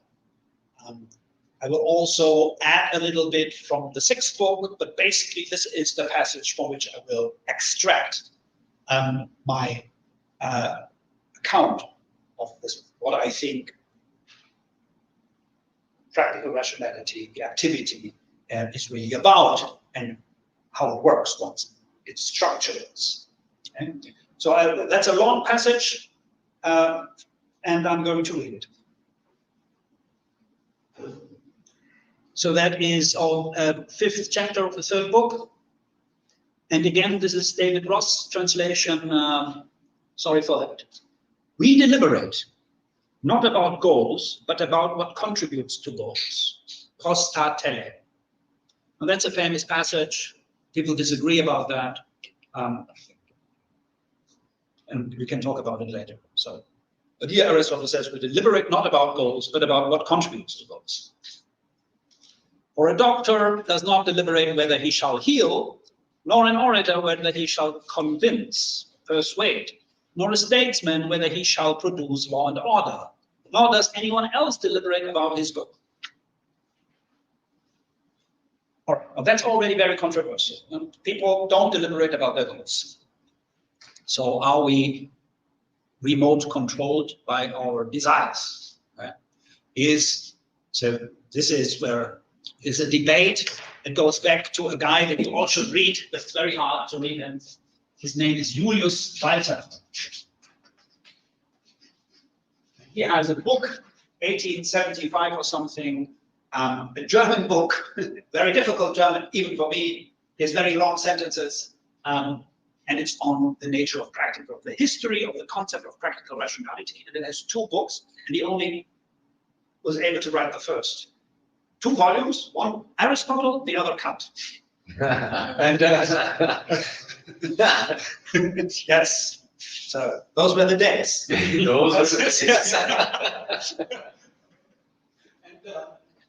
The Aristotle part is really funny because actually he is the one that everyone in the English literature is still quoted. But I must tell you, among us, I think that very few of those who quote Julius Walter ever read it. And even if they did, I mean, I am a native German speaker. I find this hard. And so I doubt. Anyway, he is identified in the annual form literature as a Humean interpreter of Aristotle. So he thinks the desire, we are just hardwired to desire this or that, and then we go for it. So reason is and ought to be the slave of the passions, as Hume famously says. And this view is attacked on Julius Walter. It's actually not true. It's not that simple-minded. But since, I think this is 1875 or around that time, since then we have a war waging, a debate, a controversy. And it's those who say that rationality determines the goal. And you quoted David Charles, sort of canvassing the outline of that conflict. And those who are broadly followers of Hume and who think of goals as just given actual things or whatever comes into our head, you know, that's a matter of our social upbringing or something, but not something that is up to us to determine. And I am not very much interested in this debate. So the last pronounced statement in that debate is by Jessica Moss, who really insists, like, no, we cannot determine the goal. We have to take it from moral, from our moral dispositions. There's no rational deliberation about the goal. Yes, but we can determine the goal. Rational. Right? All right. So that is kind of a wishy-washy position. Maybe it's correct. I just think that the whole debate is not very interesting because Aristotle doesn't seem to identify this as a problem. There's a nice article by Richard Sorabji where he talks about the meaning of the claim that we do not deliberate about the goals. It's in a paper that he wrote many years ago about for higher business. It's anyway interesting about choice. It's anyway an interesting article because it's just saying it has very many different meanings. It can be a long-term decision, a resolve to do something, but it can also be the proximate cause of action. It has all sorts of different implications. That's right. And then he says about the meaning of what it is for Aristotle to say that we don't deliberate about the goals. That is just a structural point about deliberation. To deliberate is to figure out how to realize a goal. So there are conceptual reasons. You cannot do this without a goal. See, so what it means that I cannot deliberate about my goal is to say that I cannot, while I am engaged in a particular episode of practical deliberation, deliberate about whether I should pursue the goal from the realization of which I am deliberating. Now that's impossible. But of course it's possible for me to go back and say, do I really want to do this? That's itself a piece of practical deliberation, but the goal will be different. It will be a superordinate goal. So you can always deliberate about whether it makes sense to deliberate about this or that. Now, Aristotle thinks famously that there are highest goals. So I cannot deliberate about whether I should pursue pleasure or the rational good. Okay, my mind can do that, but I cannot deliberate honestly about this because I don't have a motive that would be higher than both of these. So when I'm deliberating about whether I should pursue the rational good or pleasure or something like that, then I can do this from the perspective of a rational goal. There is no superordinate perspective. There's no superordinate goal. I would say. So yes, there are limits, but the point here is when Aristotle says that we do not deliberate about the goals, it's the structural point about episodes of deliberation. It surely should be possible for him to step back and say, well, but actually, okay, I wanted this, but really thinking about it, is it really worth the while? Only retrospectively, or? Well, I mean, I think that you can interrupt. I can think about how to do this or that while I'm doing this. I come to think, it occurs to me that that wasn't a good idea, and I changed my goal. But what I cannot do, I cannot deliberate without a goal. And I think that's the point. Okay, so that's one thing about the practical deliberation, which is practical reasoning, the activity of practical reasoning. It is thinking with a starting point. That starting point is always a goal. And I cannot deliberate about the goal while I am deliberating about how to realize the goal. Because that's, for conceptual reasons, impossible. To deliberate about the goal is to accept it as the starting point of my deliberation. That's the first important thing here. Second, having set the goal, they consider how and by what means the goal is to be attained. Okay, so this is, and we have to consider how. So we have a law. What we are deliberating about is how and by what means to realize it. So, or to achieve the goal. So that is what deliberation is about.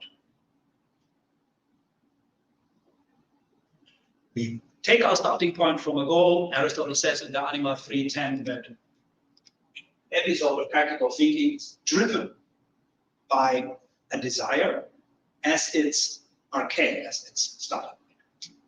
That's just this. So I have to set a goal, otherwise I wouldn't think about how to realize, how to bring it about, and by what means. So that's what we are concerned with when we are deliberating. And he goes on to say, if it seems to be produced, the goal, by several means, then they consider by which it is most easily and best produced. While if it's achieved by one means only, they consider how it will be achieved by this, and by what means this will be achieved, till they come to the first cause, auton ideal, which in the order of discovery is last.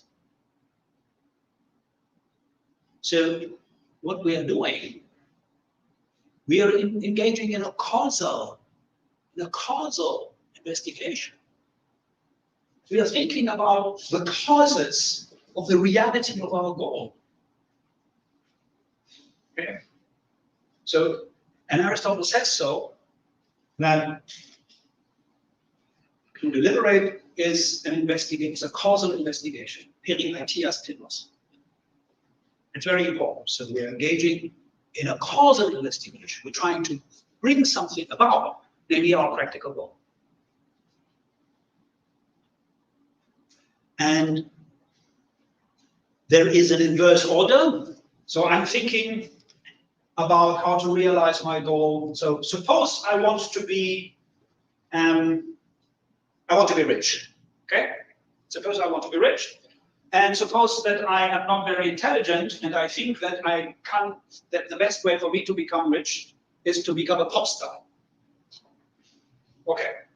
Or a philosopher. No, that would be really stupid. Not that stupid. A pop star. And I think that the best pop star is Justin Bieber. Okay? So then I think, well, how can I be like Justin Bieber? And then I think all sorts of things. And at some point I decide I have first to do this. You know, I get myself a haircut. Okay?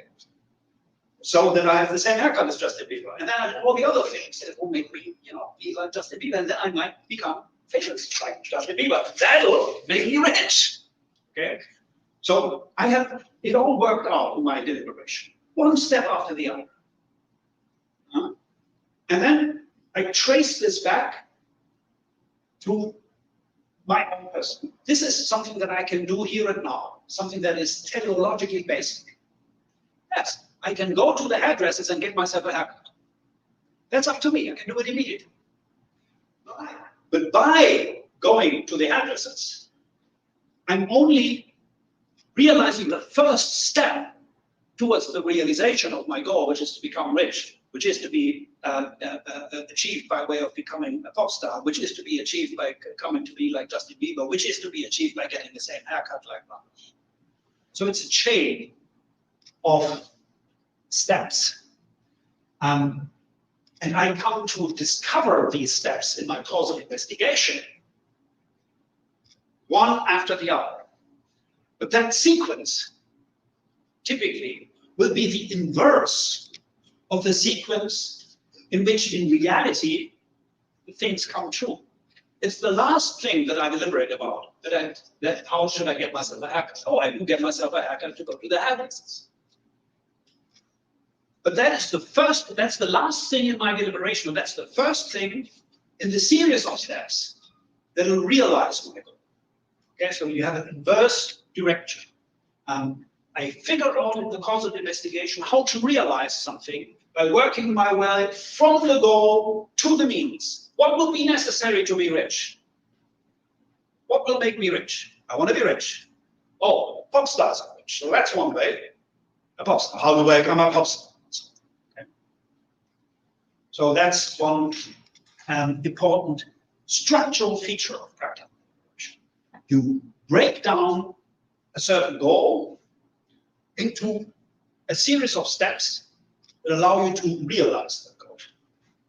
And you do it step by step in the causal inquiry, but the sequence of the causal inquiry, one thing done by the way of another, is the inverse sequence from the order of the realization. I last come to think of the hairdressers, but that's the first thing that I do in the realization. And I do this until I come to the first cause, Porter-Einzelne, which in the order of discovery is the last. Okay? So I stop deliberating when it's up to me. Yes, I can go to the hairdressers. That's teleologically basic for me. I don't have to think how to do this. I think yesterday I mentioned I can drive to Brasilia. I think that can be teleologically basic. If I'm super sophisticated, maybe flying to the moon will be teleologically basic. It's not that it is objectively basic. It is teleologically basic. That means I don't have to think how to do it. I don't have to deliberate about how to do it. It's something that I can do just like that straight away. Okay. And whenever I reach that point, I'm done with the deliberation. For the person, Aristotle continues, who deliberates, seems to inquire and analyze in the way described as though he were analyzing a geometrical construction. Well, not all inquiry appears to be deliberation, but all deliberation is inquiry. What is last in the order of analysis in mathematics, that's the first in the order of becoming. What does he mean? Well, you have Aristotle is again using an analogy to make us understand the structure of practical deliberation. Well, if you have a complex So you have a task, you have a geometrical task. Here is a complex geometrical figure, analyze it. What you do is you break it down until you find a simple figure, triangle, simple figure typically in geometry, and so as to then build it up again. You construe it from the simple figure. And the analysis of the complex figure into simple figures, that is analogous to the episode of deliberation. You think about you're breaking down your goal down to things that you can do, that are actually to do.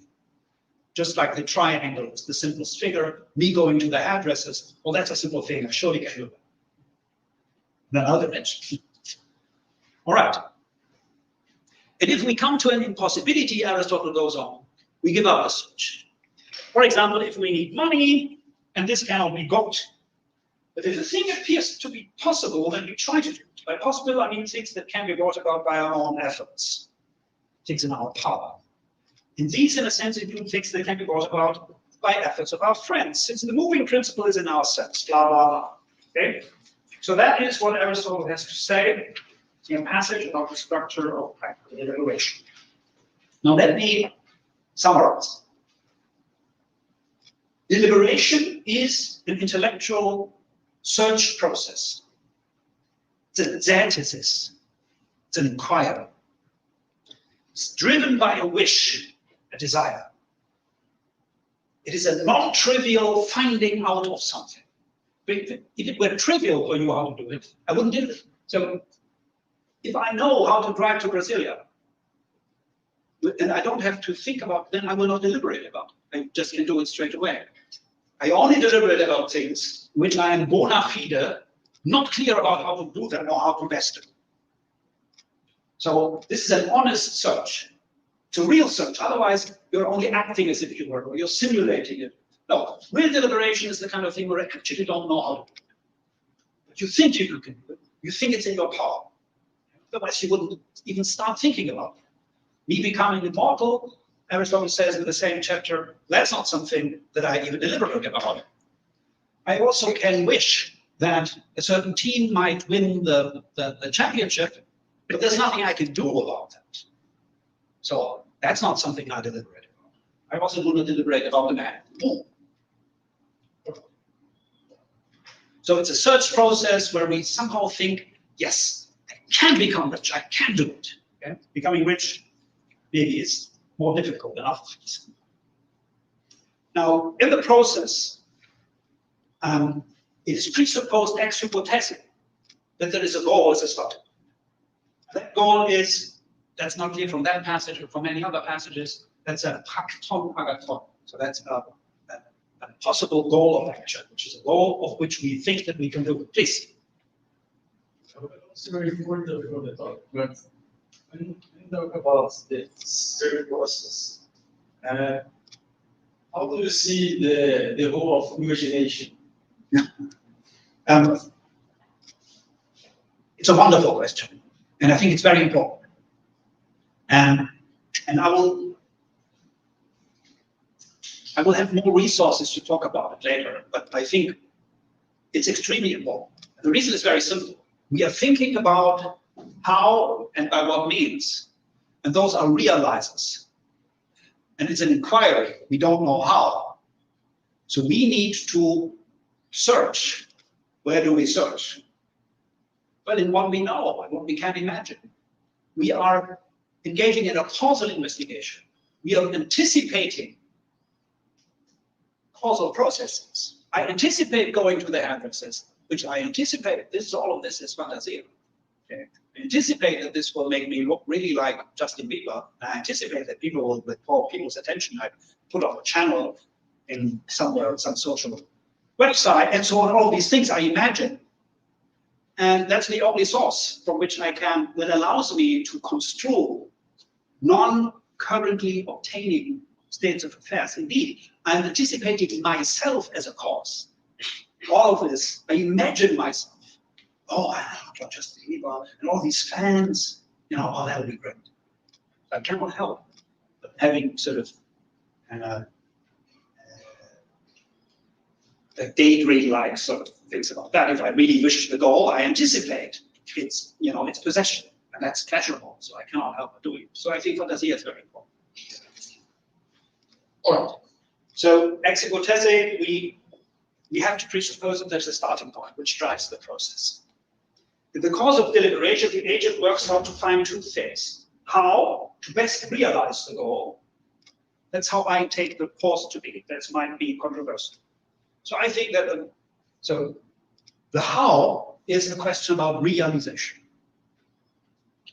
And by what means is the causal investigation, how to bring about that thing that realizes the goal. So I want to be rich. That's the goal. Now, how do I want to be rich? By being a Muslim. Now, that's by no means the only way of realizing my goal. I could also go to the stock market, or I could try to marry someone who's very rich. There are all sorts of ways in which I could do it. The point is, that's a different kind of process, thinking about this and thinking about that. That goes into the details of how to bring about a state in the world. But being rich is not a state in the world. It's a goal. Okay, so I think that the how and by which means are two different things. That's controversial, but maybe it's not. I mean, that's it. Nobody else claimed that, but I think that's my claim. All right. In the course of the process of finding answers to the question how and by which means, the agent identifies, realizes, and means. So realizes and means. And the means, they bring about the realizes, and only thereby transitively the goal. So in the course of the process of finding answers, the agent identifies, realizes, and by asking and by reiterating the question, how is this going to be attained? Okay, that is how we proceed. One step of the deliberation is follows on the other. And I ask, how do I become rich? Well, by being a pop star. How do I become a pop star? And so on and so forth. And this is always the same question: how do I do this? So that the realizer becomes the goal, as it were, of the entry process of thinking about how to realize. And one does this until one arrives at a means, the realization of which lies immediately in one's own power. That is teleologically basic. In this sense, deliberation is reasoning from ends to means. And that's a quote. That's what Aristotle says it is. Now, the result of a successful episode of deliberation is the discovery of a first cause, auton aetio, of the realization of the goal. Well, that is me going to the hairdressers. That is the auton aetio. Okay. It's nothing spectacular, something that's up to me right now. But that's a auton aetio, and that's a principle. A auton aetio is a principle. Me going to the hairdressers is the principle of the reality of that goal. This first cause will normally be the first in a series of steps towards the goal's realization. It will thus be the principle of the series of productive steps that lead to the realization or the existence of the goal. It will be the principle of the series as its efficient starting point. So, me going to the hairdressers is the principle as the principle, the first efficient cause of the existence of my goal.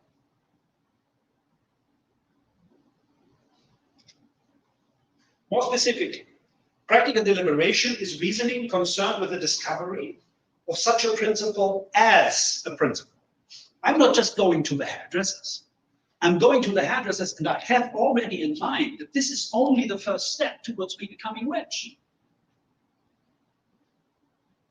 I can also go to the hairdressers just like that. But then that would be a different kind of action. Well, this is because the identification of the first step of a series of steps leading to the realization of the goal involves the awareness of the entire series. I would be not knowing what I do if I just went to the hairdressers without having in mind that this is the first step in the whole series of events that eventually is going to make me rich. Now, it really depends on how much coherent a character I am. I can interrupt my action, I can desist, I can, well, actually, no, it's not worthwhile, or, you know, what's his name? What's the name of this? Justin Bieber isn't that beautiful after all. But I can do this, and if I do it, then that is the structure. Okay? So I am anticipating a series of steps that leads to the goal, to the existence of the realizer of my goal. And I trace that series of steps from the goal back to myself, to something that's immediately up in my power to do here and now. And when I do this thing, and when I deliberate about how to do it, I'm thinking of the series as a whole. So I understand going to the hairdressers, or whatever it is, as a principle. I really think of it as a principle in the Aristotelian sense. The principle is the first thing. That's the first thing in a causal chain of efficient causality that brings about a realizer, a state in the world that is going to correspond to my goal. And that is the way in which practical deliberation is concerned with principles.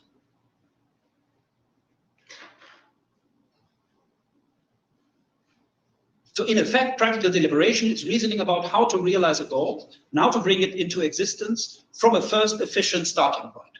It's a principle. And since deliberation is concerned with principles for the existence of particular objects, but I want to be rich, I can be rich, I also can be not rich. So it's a contingent thing that I'm aiming at. Deliberation is concerned with goals that are up to me to realize. Things that are up to me to realize are contingent things. So we're talking about principles for the existence of particular objects, actions, or states of affairs. And there are no general rules in the practical domain. Okay? Both these objects, actions, or states of affairs and their principles will be variable. So we have a sense, very straightforward sense, in which practical deliberation is concerned with principles. Those principles are contingent principles. They have to be. It's contingent all the way down. And yet it's a causal analysis. I use my knowledge of the world. I use my knowledge of causal relations. I can also use scientific content. But that wouldn't make the deliberative episode an episode of deliberation. It's not qua theoretical content that they are, that I deliberate. I can use all the knowledge that is at my disposition. But that's not the point. The point is when I'm engaging in a deliberative episode, insofar as it is a deliberative episode, I'm dealing with contingent things all the way down. And that's me in the world doing things that are contingent, bringing about things that are contingent.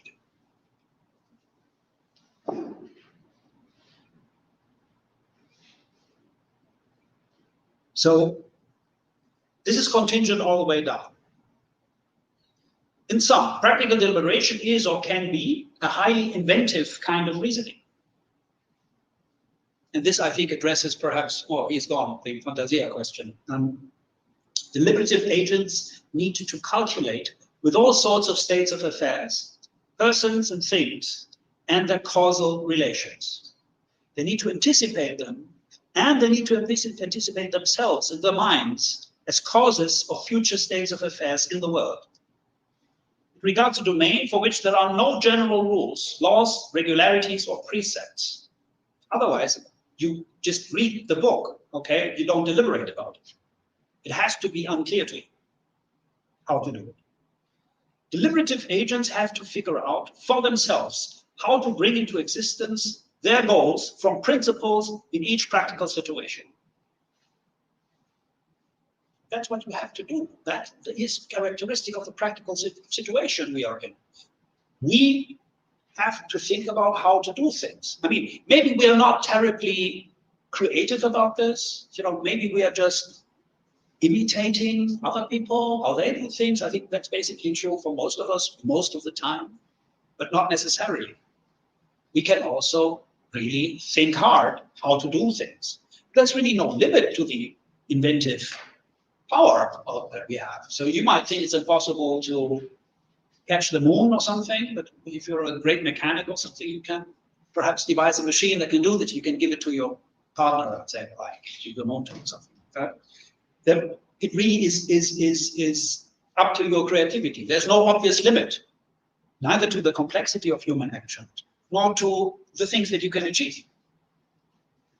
So it can be a very, very inventive kind of reason. It depends on your resources, how resourceful you are.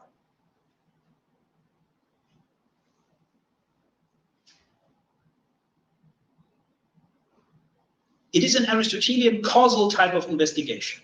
So I have quotes here in footnote 4. Aristotle says that is theoretikon aitias tenos. So even practical deliberation is engaged in theoria. This is only to take away the force of the usage of the word theoria. Because this is practical deliberation. It's clearly not theory. This is me about thinking about how to do stuff that is contingent. But still, I investigate, I contemplate a causal relation. I could not deliberate without reason, because my rationality is the thing that I need in order to be aware of causal relations. I need to anticipate causal relations because this is all about how to produce certain states of affairs. It's a causal investigation. Only living things that have conception of causal relations can engage in that activity.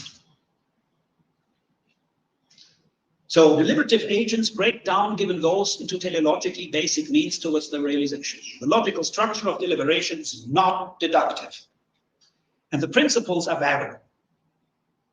In cases of successful deliberations, they will lead to particular actions. What I mean when I say that the deliberation is not deductive in structure is that the structure is not a agogical structure, and much of it is just by hypothetical necessity. So I want to go X.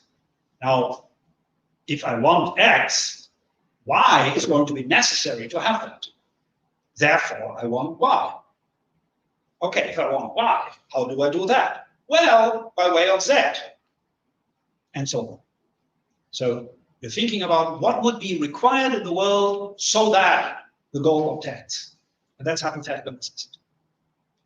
And I think that's the structure. It's also the structure of many, of all of the examples that Aristotle brings of practical deliberation. I think there's a confusion. People think about the practical syllogism, that they think that practical syllogism is both as a deductive structure and the structure of means and reason. So then they say there's a means and practical syllogism. I don't, that D.J. Allen came up with that idea, and I think that's wrong, but maybe that's a different thing. But I think it's pretty clear from what I said that deliberation, qua deliberation, is not deductive. I'm not applying a rule to a case. Okay? I can do this in an episode of deliberation, but that doesn't make it deliberative. Okay, so in cases of successful deliberations, the whole episode is contingent or about contingent things all the way down, including the particular action that will result. But what practical reason thereby produces or aims to produce is universal, because the goal is universal in Aristotle's conception. So I quote on the top of page 7. The intellect related to demonstrations is concerned with the first and unchanging terms. While in practical questions, intellect is concerned with the last term, which also allows for being otherwise. For these last terms are the first principles for achieving the goal, since universals are arrived at from particulars. So the goal here is identified with a universal. It's by doing particular things that we achieve universals. So being rich is not a very good universal, perhaps. So that's what Aristotle says. And he goes farther than that. And he says that nous, intellect, is concerned with the last terms on both ends. So the last terms at the beginning of the deliberative episode and at the very end. And one of them is, I think,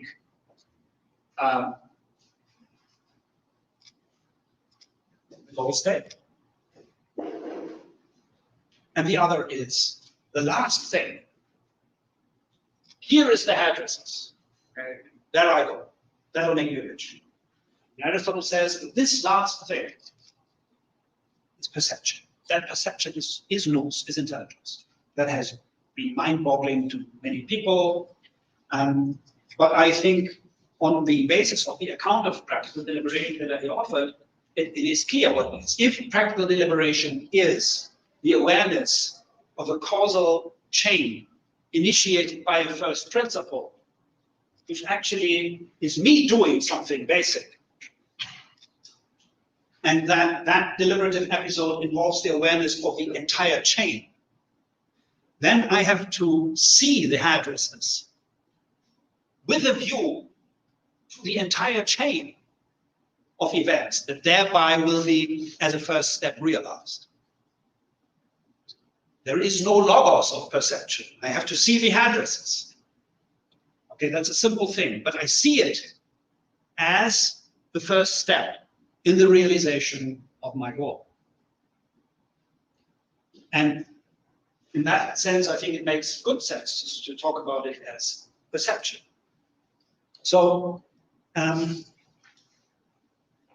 if you look at page 7 and the table there, I have called it the coming to be of good action, and this is sort of meant to give us the structure that Aristotle has just been explaining in this, or implying in this account of practical deliberation. So we start with the goal of action. That's a good goal of action because we are talking about good action.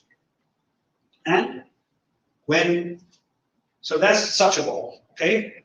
But the whole thing only becomes practical once I endorse the goal, once I pursue it. I need to have a desire for it. So the combination of the goal with my desire for it, that makes the goal a prakton agathon, only then. Prakton agathon, it's not just any kind of goal, it's a goal that is in my power and that I desire. That is what makes the goal practical. It's not any, it's not a practical goal for me to go there and join the sperm match, because I'm not seriously considering doing it. Even though it would be not anything up to my power as a practical autonomy. What is up to me and what I want, what I wish, that is to be a practical goal. Okay, and once you have that, you start with deliberation as a practical goal. So deliberation is the episode of search driven by the acceptance of that goal. I want to be rich, blah, blah, blah. And then you think about the means of the goal and you're thinking about how to realize that goal. Once you're done with that, you trace it back to something that you can do. I should go to a hairdresser. Okay? Or I'm done with my deliberation. Now, I know how to become rich. That is my plan. This is where deliberation ends, and I come to form a decision. A decide, this is how I'm going to image. This is what I do. And then that's my decision. Now, the decision is not sufficient for action. I also have to see the addresses, okay, here and now, and only that will trigger my movement. So you have an episode of perception, but teleologically basic means here and now. That is not part of the deliberation. Indeed, I think that's part of the practical syllogism. And then, when this perception happens, I go and become rich. An intuitive reason, as it is called, nous, is on sort of encompasses the whole thing. It grasps the extremes on both ends. So this is supposed to be, in the good case, of course, rational all the way down. It's a rational grasp of principle. I know what I'm doing. I don't know how Ben Morris and Henrik Lawrence want to explain that it's rules of principles. Maybe they think that's the philosophical phronimos. But there is no philosophical phronimos, there is only the phronimos. So really, you have rational insight into the principles that you are realizing. The principles that you're realizing by way of practical deliberation action are goals. You are the principle of a contingent series of events for which you are the first cause, which you understand as a whole series. This is how I think practical rationality is devoted to the domain of things with principles, yes, but with principles that are contingent. Exactly this way. And this anyway matches Aristotle's division of labor between deliberation and desire. According to the passage, as I call it, the passage is concerned with practical truth. And this is a division of labor along the lines of particular states of affairs and the principles of their existence, both of which contributes towards the end. And the universal goal they thereby seek to realize. So that is, I think, what's happening. That is the structure of the activity of practical reasoning. And I hope to have made intelligible to you how that is a reasoning that is concerned with principles. It is that are contingent. These principles are first steps that are brought about by us, that lead to a series of events, can also be simple structured in difficult cases, otherwise deliberate, that lead to the realization of our goals. And the series is a series of efficient causality. That's my thesis about the structure of practical rationality. Questions? Yes. So, if I understood right, you understand that every principle in practical reasoning is this kind of first efficient starting point. Not every principle. I mean, there can be other principles. Right. But insofar, qua deliberation, that is the principles that we are concerned with. Right. How to bring about things in our power. Right, so yeah, my questions. The whole exactly this, because I was thinking that in some cases it makes a lot of sense. Those is the first principles, but like I was thinking about like cases that it seems that they are present. There is practical reason present there, but it is like a past event. Like you are on the street, someone tries to rob, they need to expect. Yes. So maybe in those cases, you reason follow like a general rule or some like generalization. Yes. No, that's wonderful, and you're completely right about that. It is plain absurd to say if we are acting rationally that we always have to deliberate, and Aristotle knows that. And Aristotle has a kind of action, sudden action, that I call ex eif nes. They are sudden, all of a sudden, boom. And he thinks that and those are actions that we do without deliberation. And Aristotle says, if we do this, it's even better, morally, from moral point of view. Suppose we do ex eif nes, the right thing, it's even better than as if we had deliberated. Why? Well, because we somehow embody that. We don't have to think. It's a very Aristotelian way of thinking. So modern terms, John Sowell, you have morality as a background skill. You're doing the right thing because it's so deeply ingrained into your whole body. But what then does this say about the analysis that just gave? It sounds rather complicated. Well, that's an analysis of the structure. It's not a psychological thesis about what we actually do each time we are deliberating. Of course, we are not conscious. We don't even have to be conscious. It's philosophers who maybe are conscious of it. I think this is just a claim about this is the structure of deliberation. It's just like the practical syllogism, where you have a desire and a thing here and now. If you have both, then you act. That's not how it always works. I mean, sometimes I just see a thing and then just go for it. And it wasn't even clear to me that there is a desire. So that's not a psychological claim. It's a structural claim. Action. Without desire, no action. But that need not be something that I feel psychologically that I'm aware of. So your point is a very good one, and it's a very Aristotelian one. There are some actions that it's great. Then we do, but what this shows is we don't even have to do it. But that doesn't mean that the structure is not in place. So if somebody is trying to mock you, you're doing kind of the right thing without thinking. You do it from the top of your head. Then there's one thing striking about it.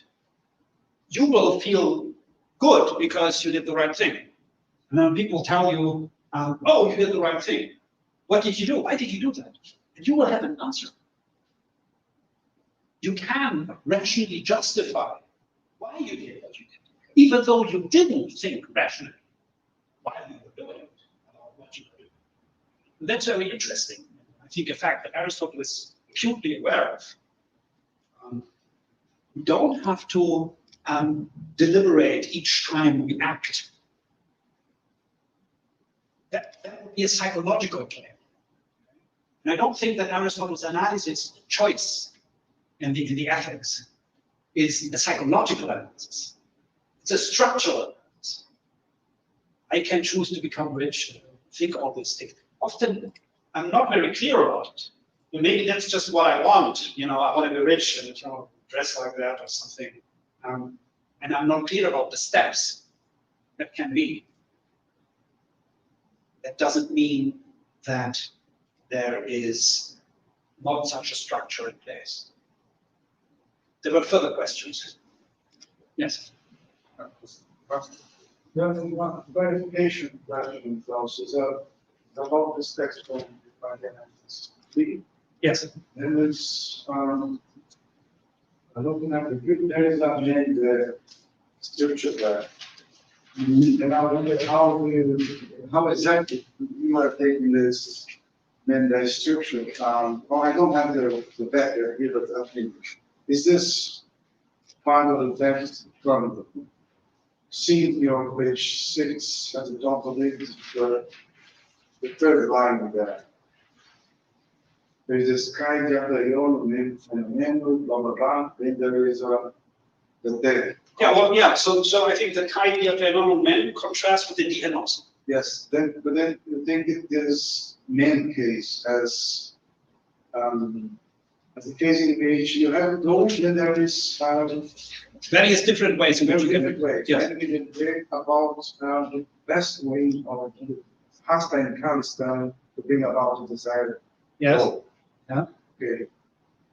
then do you think that then you have there's the case where the desired goal is achieved by just one goal? Yes. But then on the health and health problem item, Yes. do you think as This holds for both. yes, that's the clarification I had. Then I think it's the main case is better for the kind of suggestion I was raising before about the relation between the end, sorry, the relation between the principle and that which is the principle is the principle of being contingent. Because if you think of, I want to be rich, then there are many routes about being rich. Yes. It could be like Justin Bieber or like, you know, Yes. the football player, then you have to decide which Well, see, then no, that's a long time ago. yeah. Yes, I see. But even if it's just by way of one thing, so you're being self-critical here. Even if it's just by way of one action, that doesn't mean that it's necessary. Tell me one thing that can only be achieved by way of one single action, and one thing being one goal, one universal goal. I think it's very difficult. There are very specific things, perhaps, that it can achieve only by way of one action. But those are empirical things, not goals. So I think and your interpretation works also for the case of a singular goal, because it will not be necessarily singular, which is all you need.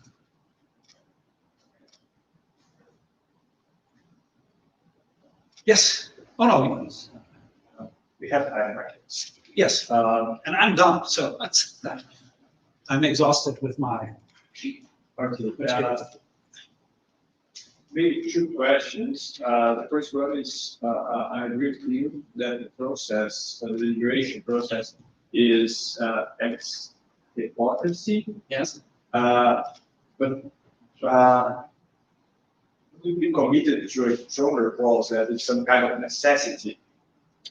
Ex hypothesis. Yes. Yes. Yes. So I think there are conceptual reasons. yeah. Because to deliberate is by definition to engage in a train of thought dedicated to the realization of the goal. So for conceptual definitional reasons, you need a goal. So if there is such kind of goal, Yes. then we have to have some kind of process, etc. What we might do as A and B, force and diatin, Yes. which leads to the goal. Where's the necessity there? So A and B cannot be any kind of force or diatin, right? It has to be. No, I think the necessity is not. So the necessity. So I have a goal. Okay. Yeah. G is the goal. Yeah. That's great. Now, necessarily, every episode of deliberation, ex hypothesis, by definition, requires a goal. Yes. All right. Otherwise, I wouldn't think how to do it and by what means to do it, because the it would be missing. But that's about it. The necessity here of the how stands perhaps in a relation of hypothetical necessity towards the goal. That might be the case. And that certainly stands in a relation of hypothetical necessity to that, A to B or B to A. But there is no transitivity of the necessity, which is conceptual, by which deliberation is tied to a goal on the one hand, and the necessity with which the steps I engage in deliberating are necessary. So that is not transitive. So it's a conceptual necessity, and it's part and parcel of what it is to be a deliberation. And that doesn't apply also to the particular steps, because here we are talking about what kind of thing the goal is. Yeah. We are in the world of facts, empirical facts. So,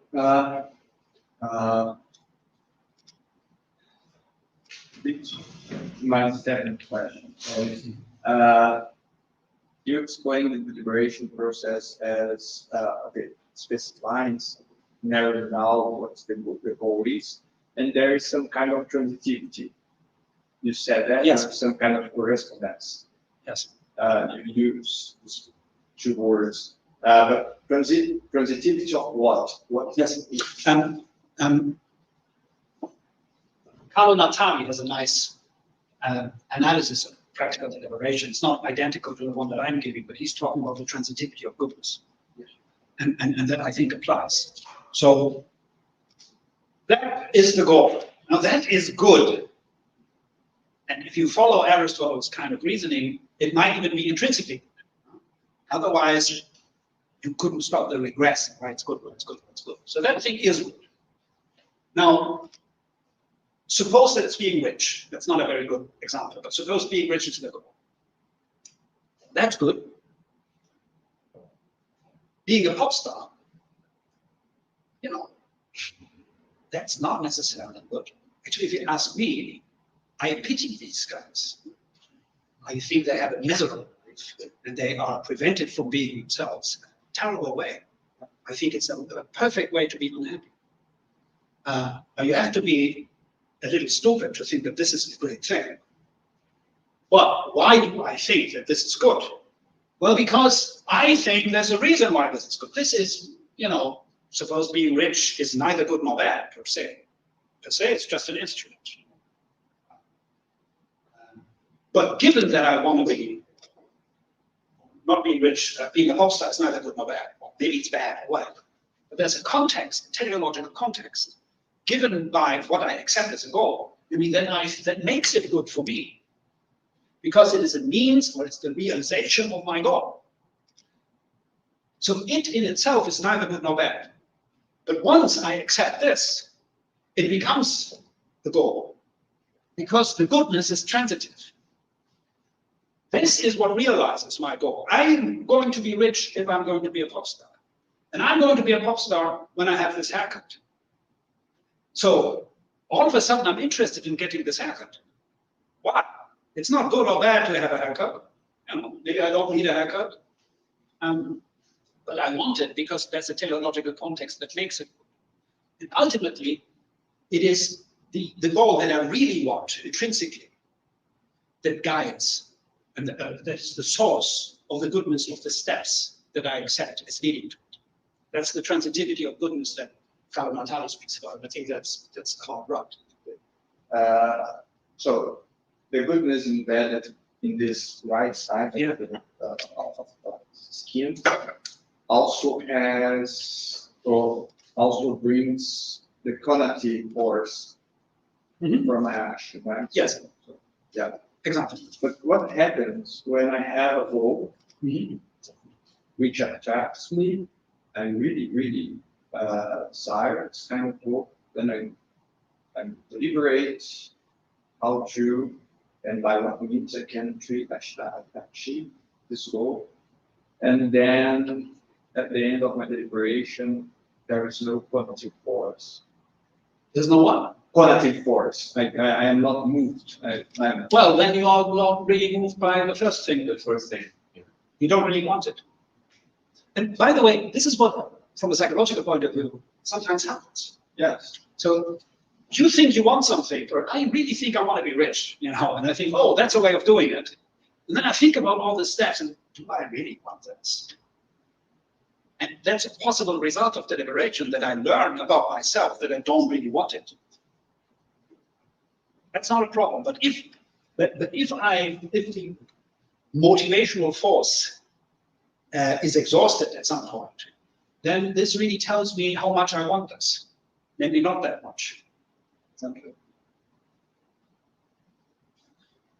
I'm not familiar with Jessica Moss' discussion of this. So if you could just explain to me, in light of what you just said. So Jessica Moss, sorry. No, sorry, it's just that in what way this explanation is different from So it's not. what she's. It's compatible. Okay. But Jessica, my point was that I don't think that it is that important for Aristotle whether Right. it's a Humean or not. Right. But I haven't spoken about how rationality can grasp the goal. Right. So we're going to do this tomorrow. Right. Right. But she is in the grip of that problem, that traditional problem that everyone writes about is Aristotle a rationalist, and then he says, ta, hos, ta, tele. Okay, tele, no? So the things that are conducive to his goal, this is what deliberation is. And people translate this in two ways. One is to say means to the goals, and then they employ a modern way of thinking about means, by which the means are accidentally related to the goal. So I'm just employing a means. So I can only, if deliberation is only about that, deliberation has no word to say in the determination of the goal. Okay, that's the Humean position. Reason is and ought to be slave of the passions. And what sets the goal, fixes the goal, that's the emotions, the passions. Or if you're Aristotle, perhaps biology.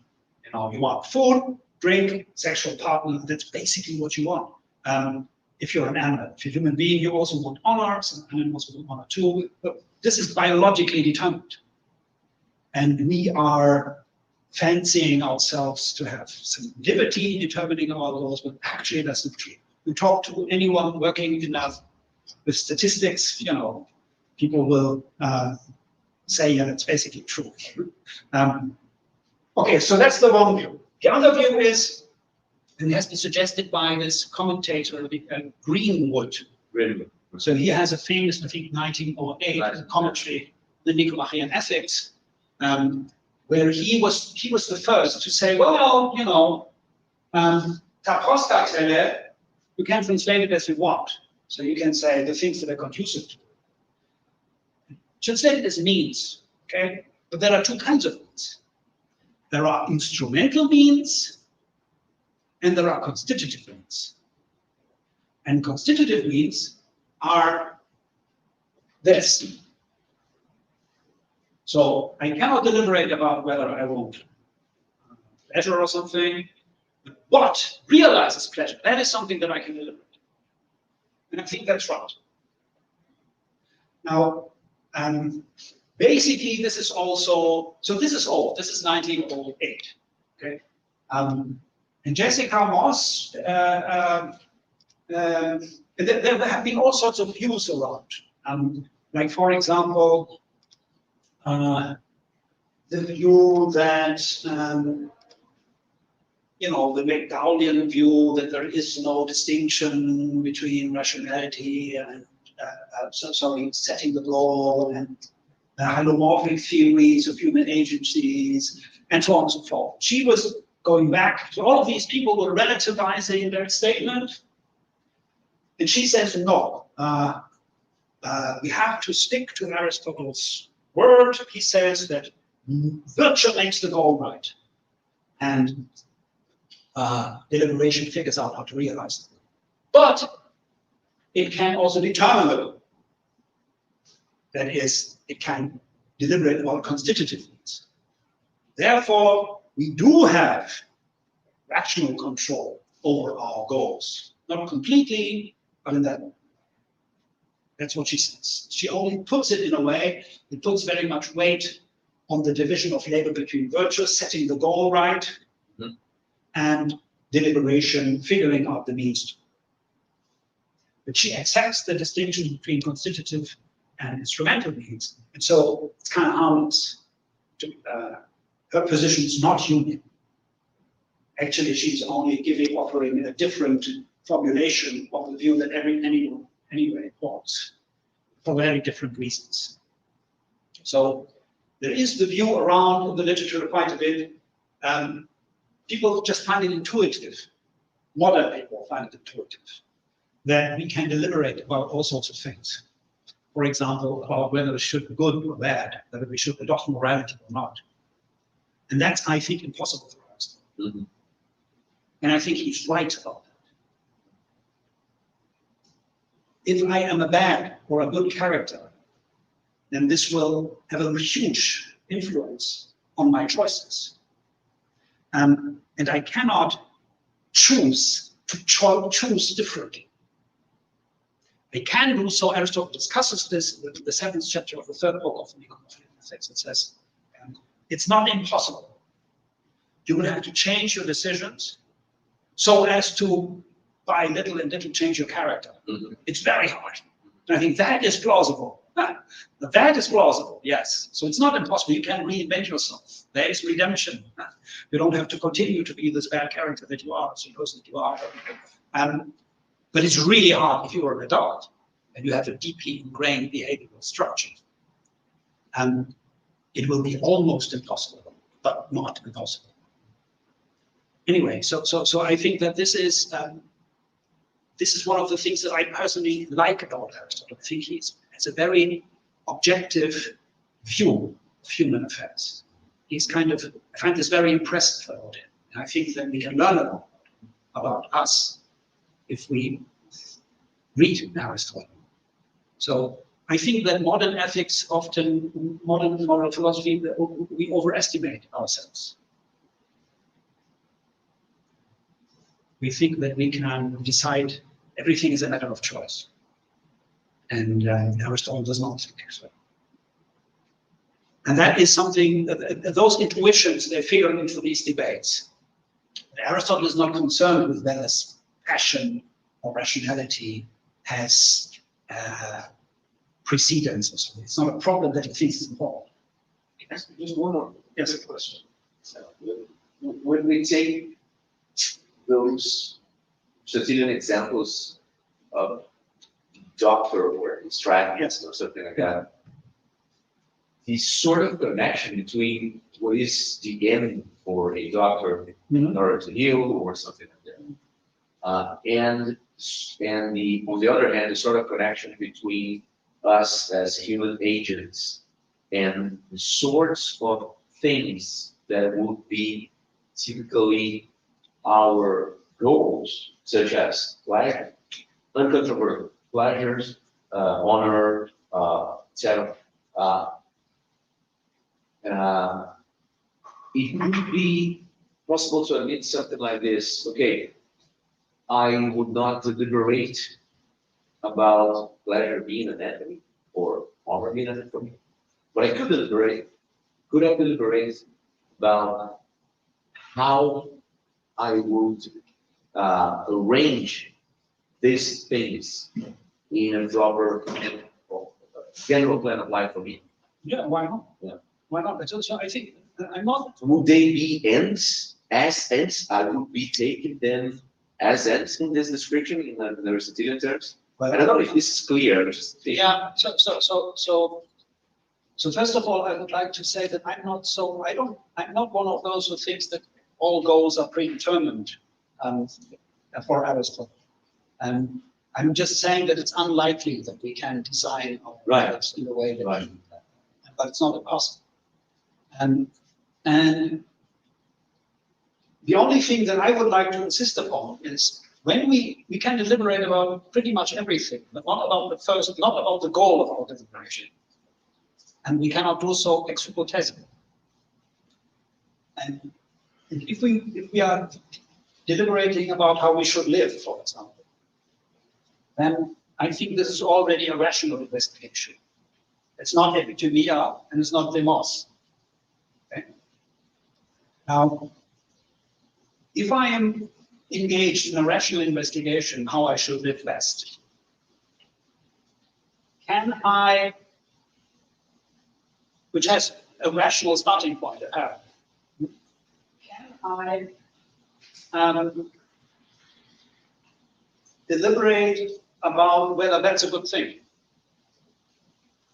And I think the answer is no, because I have no superordinate goal above rationality that would allow me to deliberate about the goodness of action. So I think that there's an end. The ceiling. There's a ceiling, exactly. Right, okay. But that's about it. All right. But it still is quite rich. You can do all sorts of things with it. Of course, you can devise a plan of life and all that.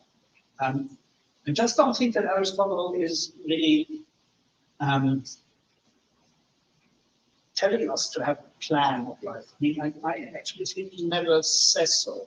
There's one passage in the Eudemian Ethics where he says that it is a sign of polē anoia, of great mindlessness, not to have panta syntak or syntatestai or something postina telos or something, postina, whatever. So it would be a sign of folly, yes, great folly, that's how people translate it. If not all of your actions are organized around a central goal. So the people read this as if Aristotle was telling us that we should devise a plan of life.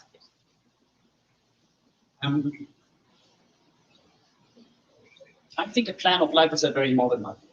Right. And I think it's not an attractive prospect. Could perhaps be that Aristotle has this in mind, but he doesn't say so. It only means that there is one thing that governs whatever it is that you do. But that's possible. So you will have a structured motivational setup. Okay? You are a good character. We're talking about people with good education, with well-developed rationality. Those are people who live coherent lives, but not by being slavishly following some economic plan about when they should get up and go to bed, and so on and so forth. But those are people that have a motivational structure that is coherent and unified. That, I think, is much more interesting and attractive than to have a plan of life. Well, what would that be? So I go to school until I'm, 20, and then I study, and then what's the point of it? And I don't really see that this is something that is attractive or even very rational to have. But that's me. So in the literature, people talk about it all the time. Yeah. And Martha Nussbaum even says that, this is really different about ancient ethics, but Aristotle thought we should have a life plan. And then she quotes that passage. I really don't see it that way. He says that everything is organized around a certain goal. And that is not a life plan. It's an order. It's the same word that Aristotle uses for the first animal mover and the universe being ordered, synthetai. And that is not a life plan either. That is a center of an order. That order need not be a diachronic sort of plan when to do what. But maybe it's only because I'm a little chaotic at first, so I just don't like it. Well, I guess that was enough, huh? Yes. Thank you so much for your patience.